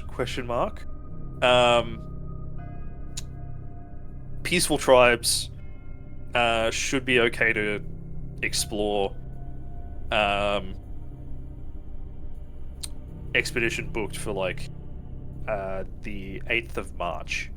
So Next year. it's quite old. Oh, this year, earlier. No. Yeah. Earlier in the year. Yeah. So it's quite old.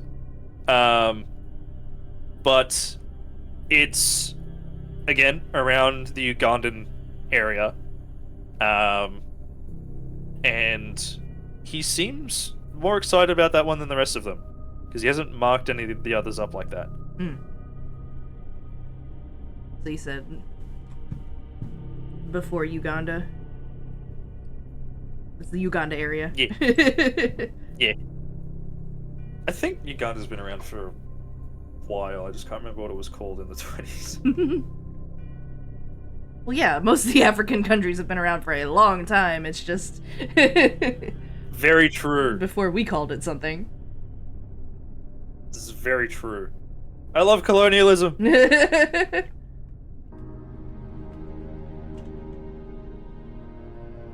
Okay, so it was called the Protectorate of Uganda. Fancy. So there you go.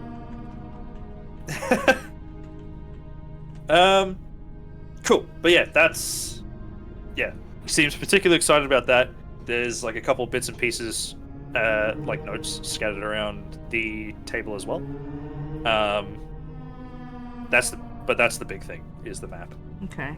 The rest of the notes, if you have a look at them, they're just like cursory investigations into like Uganda and its peoples and the various like disparate nomadic tribes that still live there.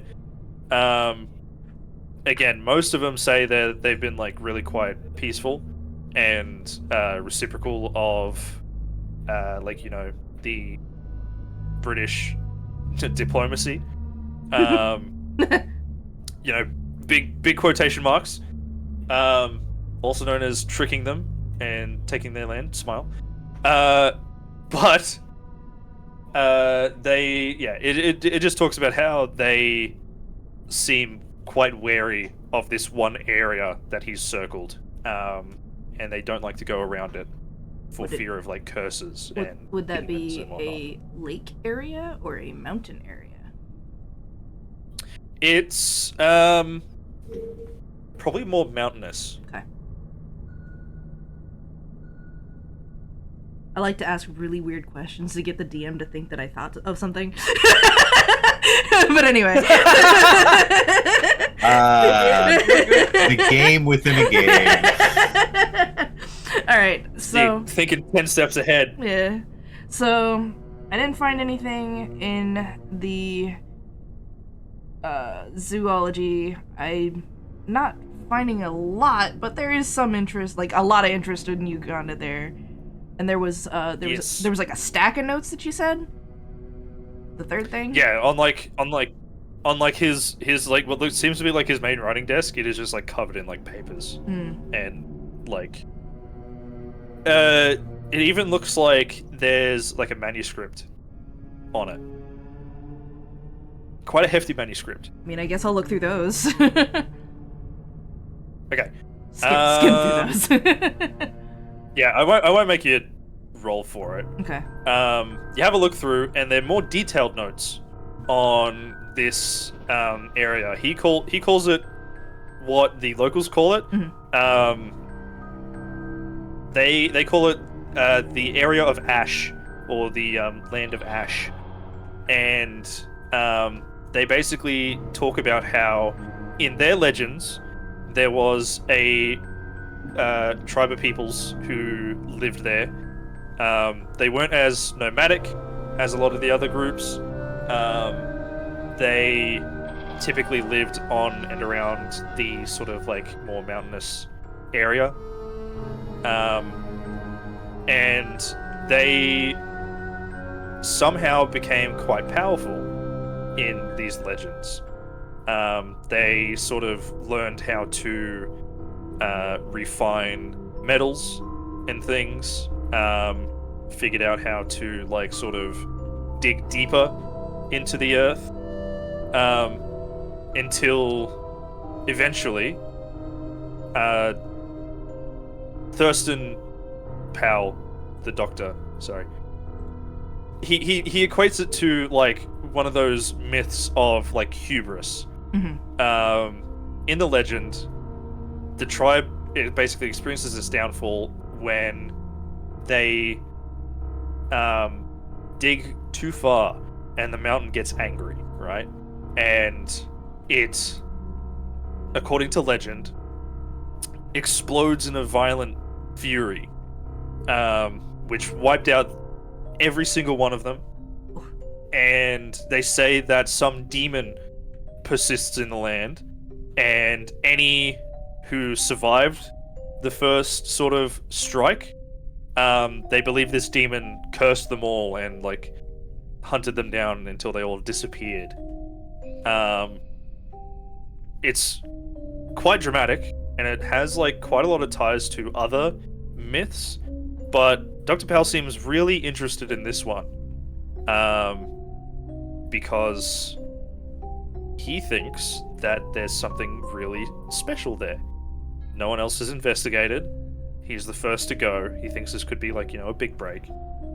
And when you have a look at the manuscript, it is a large book of like myths in the Central African region, but it focuses very heavily on what he discovered in the land of Ash, as again he still calls it, and how with everything that he's found, it could really change how people view the like Ugandan peoples and the African peoples as a whole. That they had some deeper knowledge than even us, civilized Europeans. And I think that's most of what you skim through.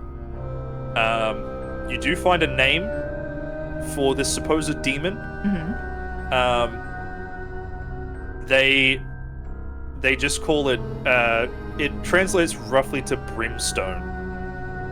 You can't make out like the original word, but he provides like an approximation. But he approximates it to brimstone, which obviously like he starts equating with Christianity and the idea of like hell, demons, that sort of thing. And he says that the accounts vary a lot, but it seems to be some sort of amorphous corrupting force that like steals people away and like people would turn up dead, that sort of thing. And no one would know why or how or who did it or what did it. That sort of thing. So they just called it a demon.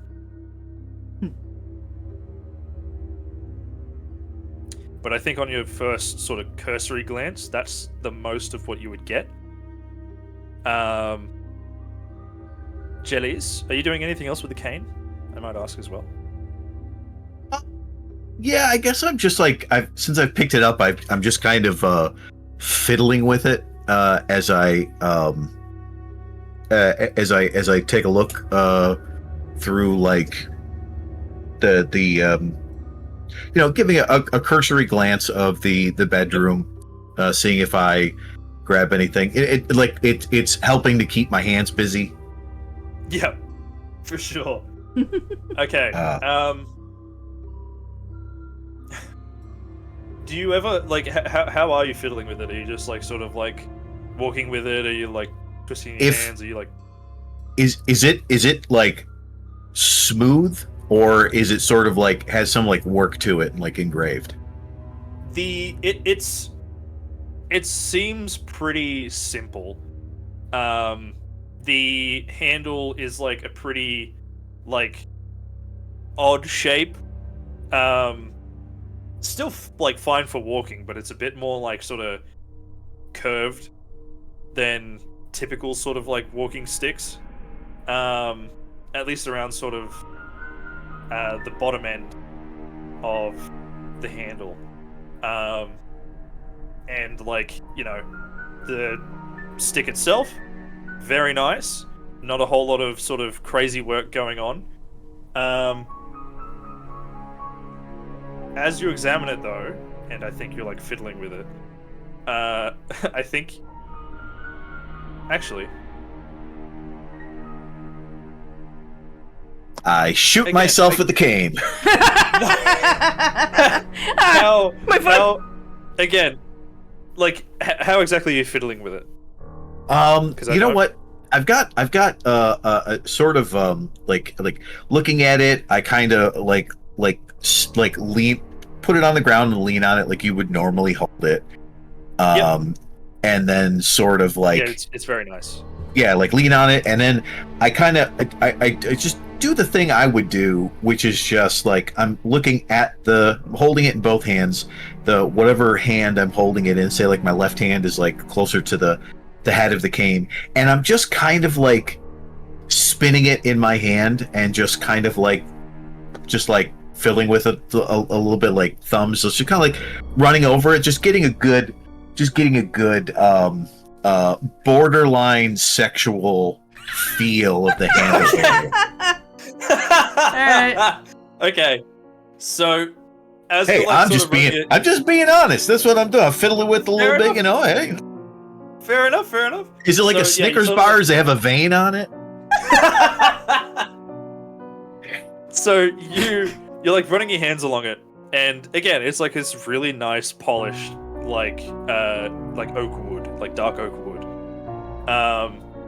It feels great to sort of like hold and use, and it even like twirls nicely. But as you're sort of running your like fingers and hands along it, you notice like a very, very small gap where the head meets the body. It's a sword. It's like it's very tiny. Like kind of like I can catch it with my fingernail. Yes. Oh yeah. That's oh yeah. I catch it with my fingernail a couple times and like that's it. Then I'm just like ooh. So yeah, bits. you like you feel it and you're like, huh. And then you pull on the head and sure enough there's like a little click and it starts sliding outwards, and it's this nice little cane sword. Oh, It's more of a like glorified knife, Yeah. if anything. Like it's not a full length sword, but it is a large blade. You know, would not want to get stabbed and or hit with it. Oh, I see that, and I'm like, whoa, hot damn! Slide that bad boy back into the sheath, as it were. Yep. Sheath the abnormally long knife. Yep. Cool, awesome. Yeah, It makes a very pleasing shh sound as you do. Okay, I am going to do that a couple more times. That is going to happen. Yeah, it's like kink, shh, kink, kink. Yeah. Oh, yeah. The world disappears for like 10 seconds. So that's it. All right. Now that I've read all that, Bartholomew is kind of like, what? Yep. Now that I've read all that, I want to look at the zoology and the flora and fauna again. Okay. And is so that a push roll or like what? Give it another roll. Uh-huh. This is like a reattempt. I just don't know enough about animals. The fucking furry. Nope. But are you a furry in this timeline? Yeah. Ooh. Alright, fair enough. I think that transcends all time. Anyway. If you're a furry in one lifetime, you're a furry in all lifetimes. Yeah, It's just exactly. that simple. That's how it is. That's how it is. Have you seen 1920s fursuits? They're usually pretty horrifying, terrifying. but they are there. Oh, They are. Yeah. They are. But anyway, sorry. They were just taxidermied animals, man. No, they weren't. Some of them were. Yeah, no, they were no bueno, to say the least. That I'll agree with. But Yes, son. can you get me up? Get me out. Right. So yeah, you you have a look, and unfortunately, nothing is really sort of like jumping out or clicking to you. They look like various bits and pieces from. This is it. That's a giraffe. That's a lion. I think that's a hippopotamus. Yeah, it's like what you would assume is Africa. Yeah. There's a couple they look like whatever the insect equivalent of taxidermy is. I can't remember the name for it. Where they're like on the pinboard. Yeah. There's like some scorpions and stuff. Some other little crabs. Not crabs, bugs. I was gonna say crabs in Uganda. Yeah, man, they tried real hard. They were just like, "Oh, we're going on a holiday, guys." It's just all the old white guys. Lake crabs. And yeah, there's there's teeth, which you can only assume are like lions, tigers, Yeah. that sort of thing. And bears. Oh he's my. definitely been. Yeah, he's definitely been to India, but his focus is more on obviously the Africans. Thank you for the clarification, because I was gonna say no. There's no tiger. There's no tigers in Africa. But and yeah, there even looks to be a couple bones, but you have no idea what they are. Okay. Don't know if they're animal Not human. or whatever. Yeah. That's all I got. Yep, pretty much. But yeah, that's really about all that you gather from that Alright. table, unfortunately. Okay. While you're in the other room, Louis, and you've sort of come back to your senses with the sword, you notice... How many paintings did you bring again, Freck? 3. It was 3, wasn't it? Mhm. There are 3 paintings open, sitting against the bed frame. And they're kind of laid out as though someone were looking at them and admiring them. They are quite odd, to say the least. There's, again, sort of as Freck mentioned when they were talking about the work they did for him most recently, there's a very distinct theme of floating. And sort of like a bizarre mixture of colors and patterns. As you're sort of looking at them, though, I want you to give me... I think I want you to give me a... POW check. Power? Yeah, POW. Yeah, Oh, pow. pow. Okay. Pow. Okay. Me when I POW punch check. the bad guy. Hey. Okay. So, looking at them, you sort of feel this bizarre, like, sensation in, like, the back of your mind. It feels weirdly familiar, yet very alien. And it sort of takes a lot of concentration that you've only just regained from playing with the sword, to sort of focus in on. And you kind of realize that these paintings represent more than just like abstract concepts. You feel like they relate very heavily to not only Dr. Powell, but the human experience entirely, with the idea of, like, you know, being this small creature in the grand scheme of things. But more than that, the floating kind of speaks to you, where it feels like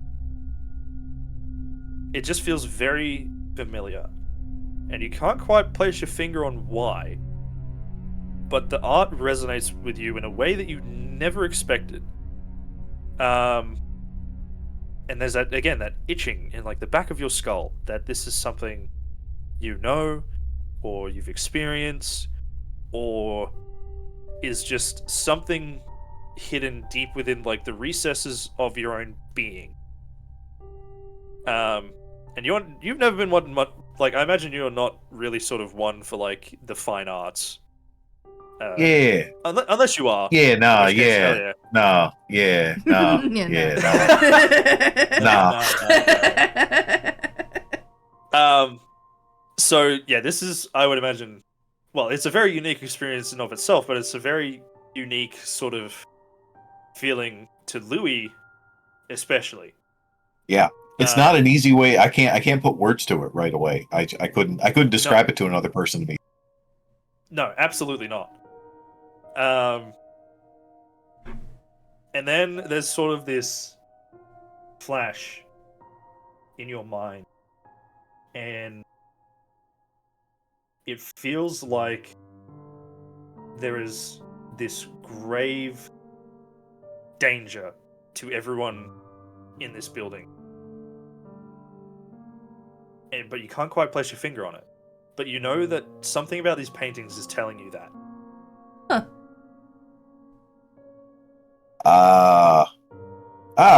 Look at that. I have invented anxiety. Invented or contracted? Both. Louis couldn't tell you which. He has put a name on it. I guess the like sort of the feeling of impending danger, like having complex thoughts and ideas, and then the impending danger sort of like snaps me. If I do have sort of control of my where my thoughts would go, the moment I feel that, I would like snap back to it, sort of like that protector kind of reaction. Yeah. Of just immediately like snap back and okay. And I'll immediately turn around and back into the office. And I'll walk up to Freck and meet eyes with you, and then hand you his the cane that I picked up and I've been fiddling with. Yeah. I will offer it to you, and I'll like kind of like I'll thumb the small part to show that like it pops open and there's a thin piece of metal inside. Oh, cool. Clip it, hand it to you, and be like, you paint real good. Thank you. What? The non sequitur, and I'm also still thinking about the stuff on the desk. Oh yeah. Like I got like the middle-aged man stance, like the hand on hips, like I don't really know. Like I think those are the paintings that you the doc had them out. Oh, yeah, I guess they're pretty.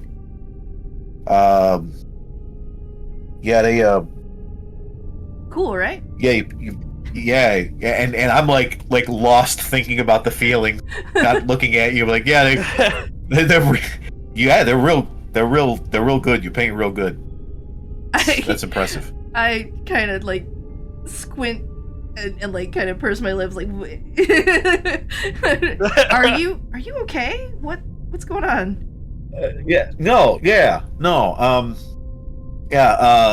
And like now I'm just like looking around the room, like just like looking at everybody, like it definitely like I'm not composed, just kind of antsy. I take the cane nod, thank you. Yeah. How do I add? God, it's been a while.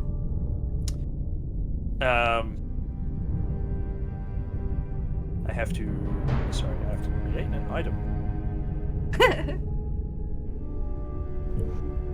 Pain sword. They are not done. They're up for another 30 seconds. Sometimes people don't get all 3 minutes of ads.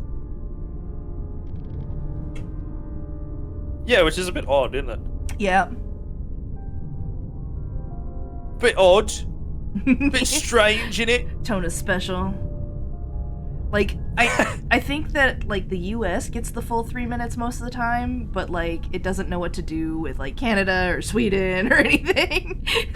Grams gets one ad. Who the fuck are you? And it's usually, like, McDonald's. Is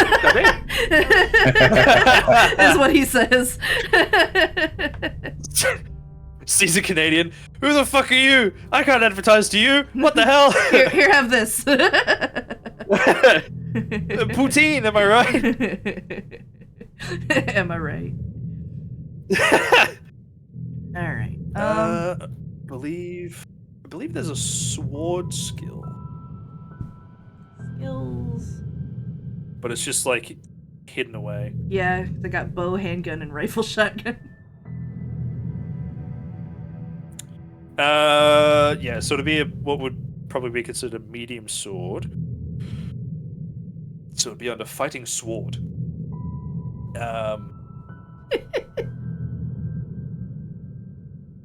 So is Quebecois like a different vernacular of French?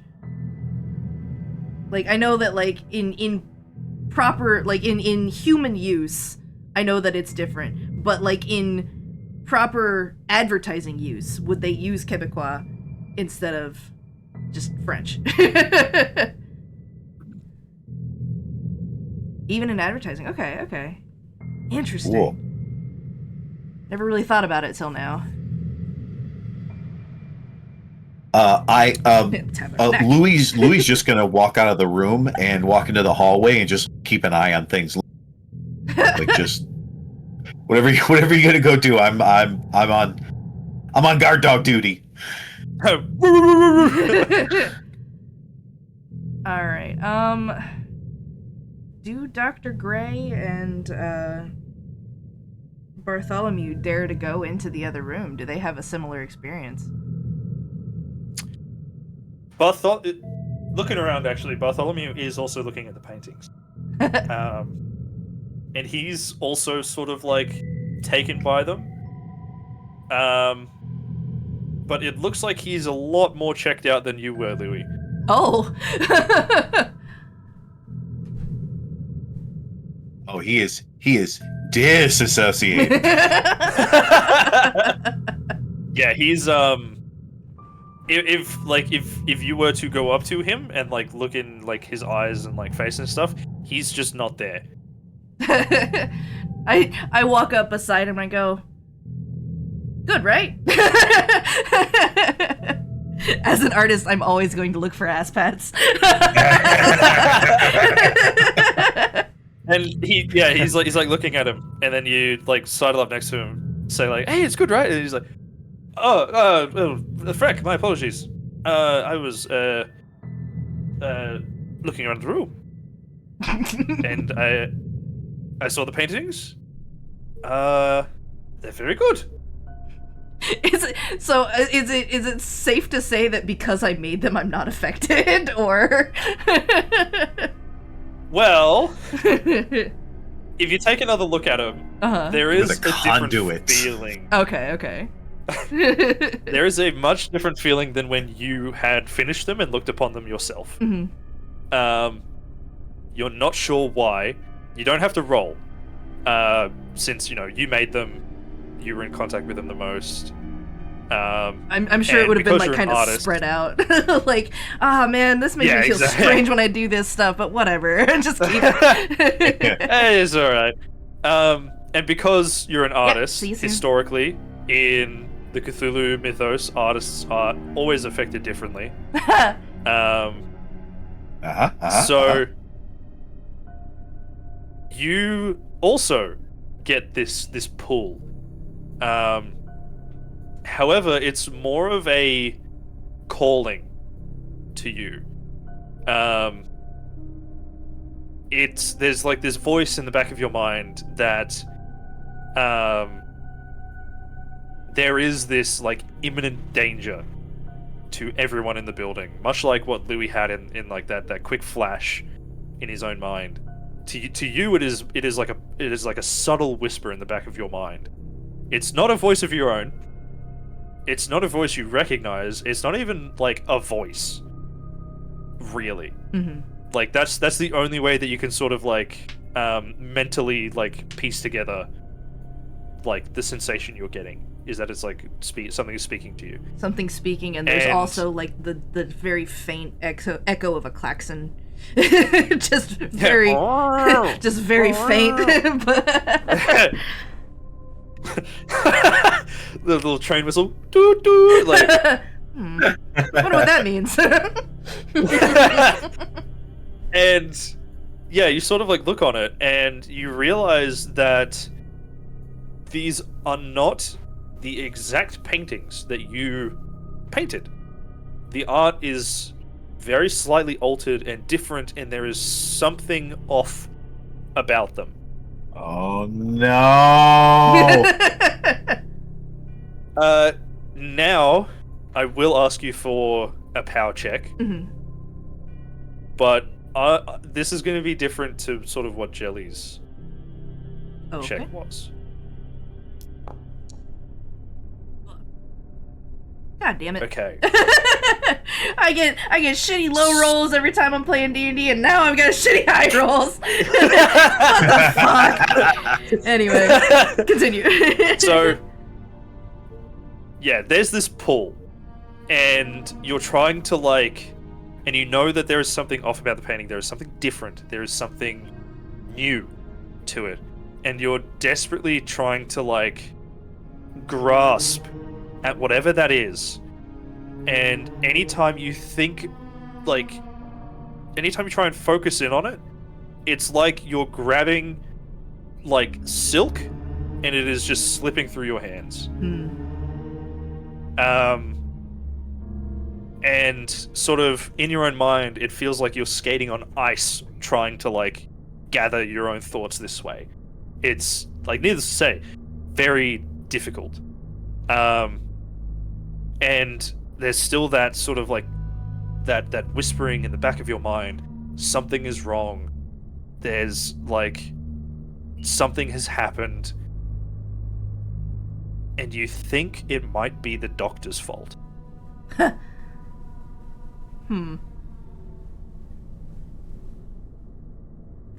And that's the most of what you can grab before the feeling fully slips and fades away.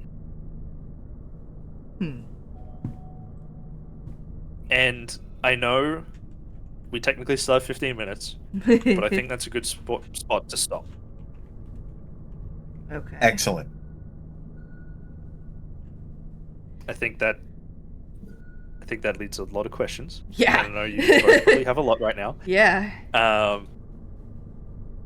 And oh boy, I can't wait. I was gonna wait till we were done. I wasn't gonna do it in the moment, but I was gonna.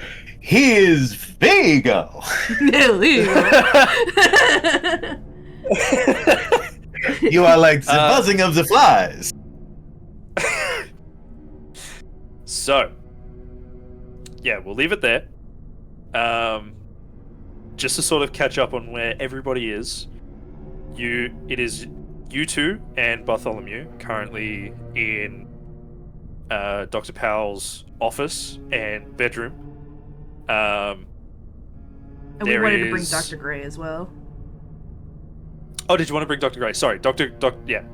Gray was with you, but he was very fucking infatuated with like all of the other stuff. Yeah.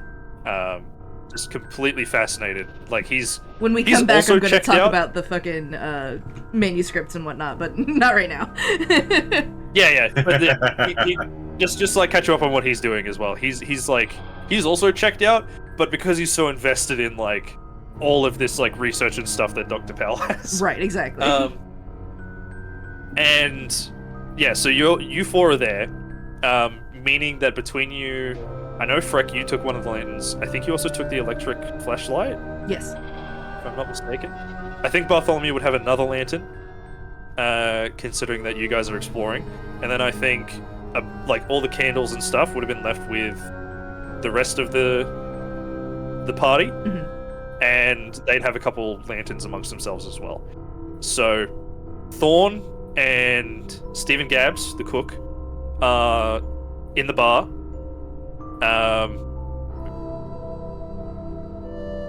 Forgot her name.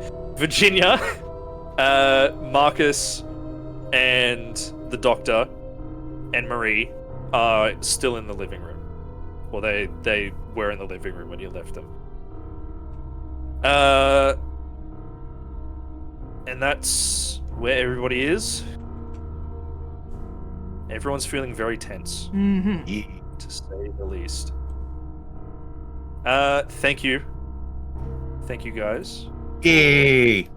Coming and being such, honestly, just very, very phenomenal players. You guys are killing it. Thank you. You guys are killing it. Like the mix of roleplay and like investigation, it's perfect. Excellent. And I like sort of having both of you desperately trying to like glue the pieces back together. Help! Like figure out what the hell's going on. Yeah. I'm watching the brain cells ping off of the borders of the brain, trying to hit the corners. Yeah. I got one idea and I can't punch a painting, so I have no idea. Thank you for not punching the paintings. I mean, I was gonna say, I'm you like, can. do I touch it? I don't know. Oh, yes. Do you? Yes. Yes. Action number one, next session. Find Yes. out in 2 weeks. August 1st. Yes. Thank you guys again. I'm having a lot of fun. Yes. I would say because I've already run this scenario twice for 2 different groups, and I've reworked it quite majorly for you guys because I wasn't super happy with the other 2 and sort of how they turned out. I'm very happy with this right now. Hell Very, yeah. very Good. So, and I hope you guys are having fun. Oh yeah. Yes. I am, definitely yes. am. I have questions on how to add stuff, but we can do that after we close out the stream. Yeah, I need to add it as I need to make my actual sword. I wonder if that will I'm glad I've been bestowed the sharp pointy thing. It's like, you have a small short pointy thing. You know how to use sharp pointy things. I do. Thank See? you. You understand, Louis. And that was the depth of his knowledge until he thought about the universe 3 minutes ago. The entirety of everything. And everything is scary now.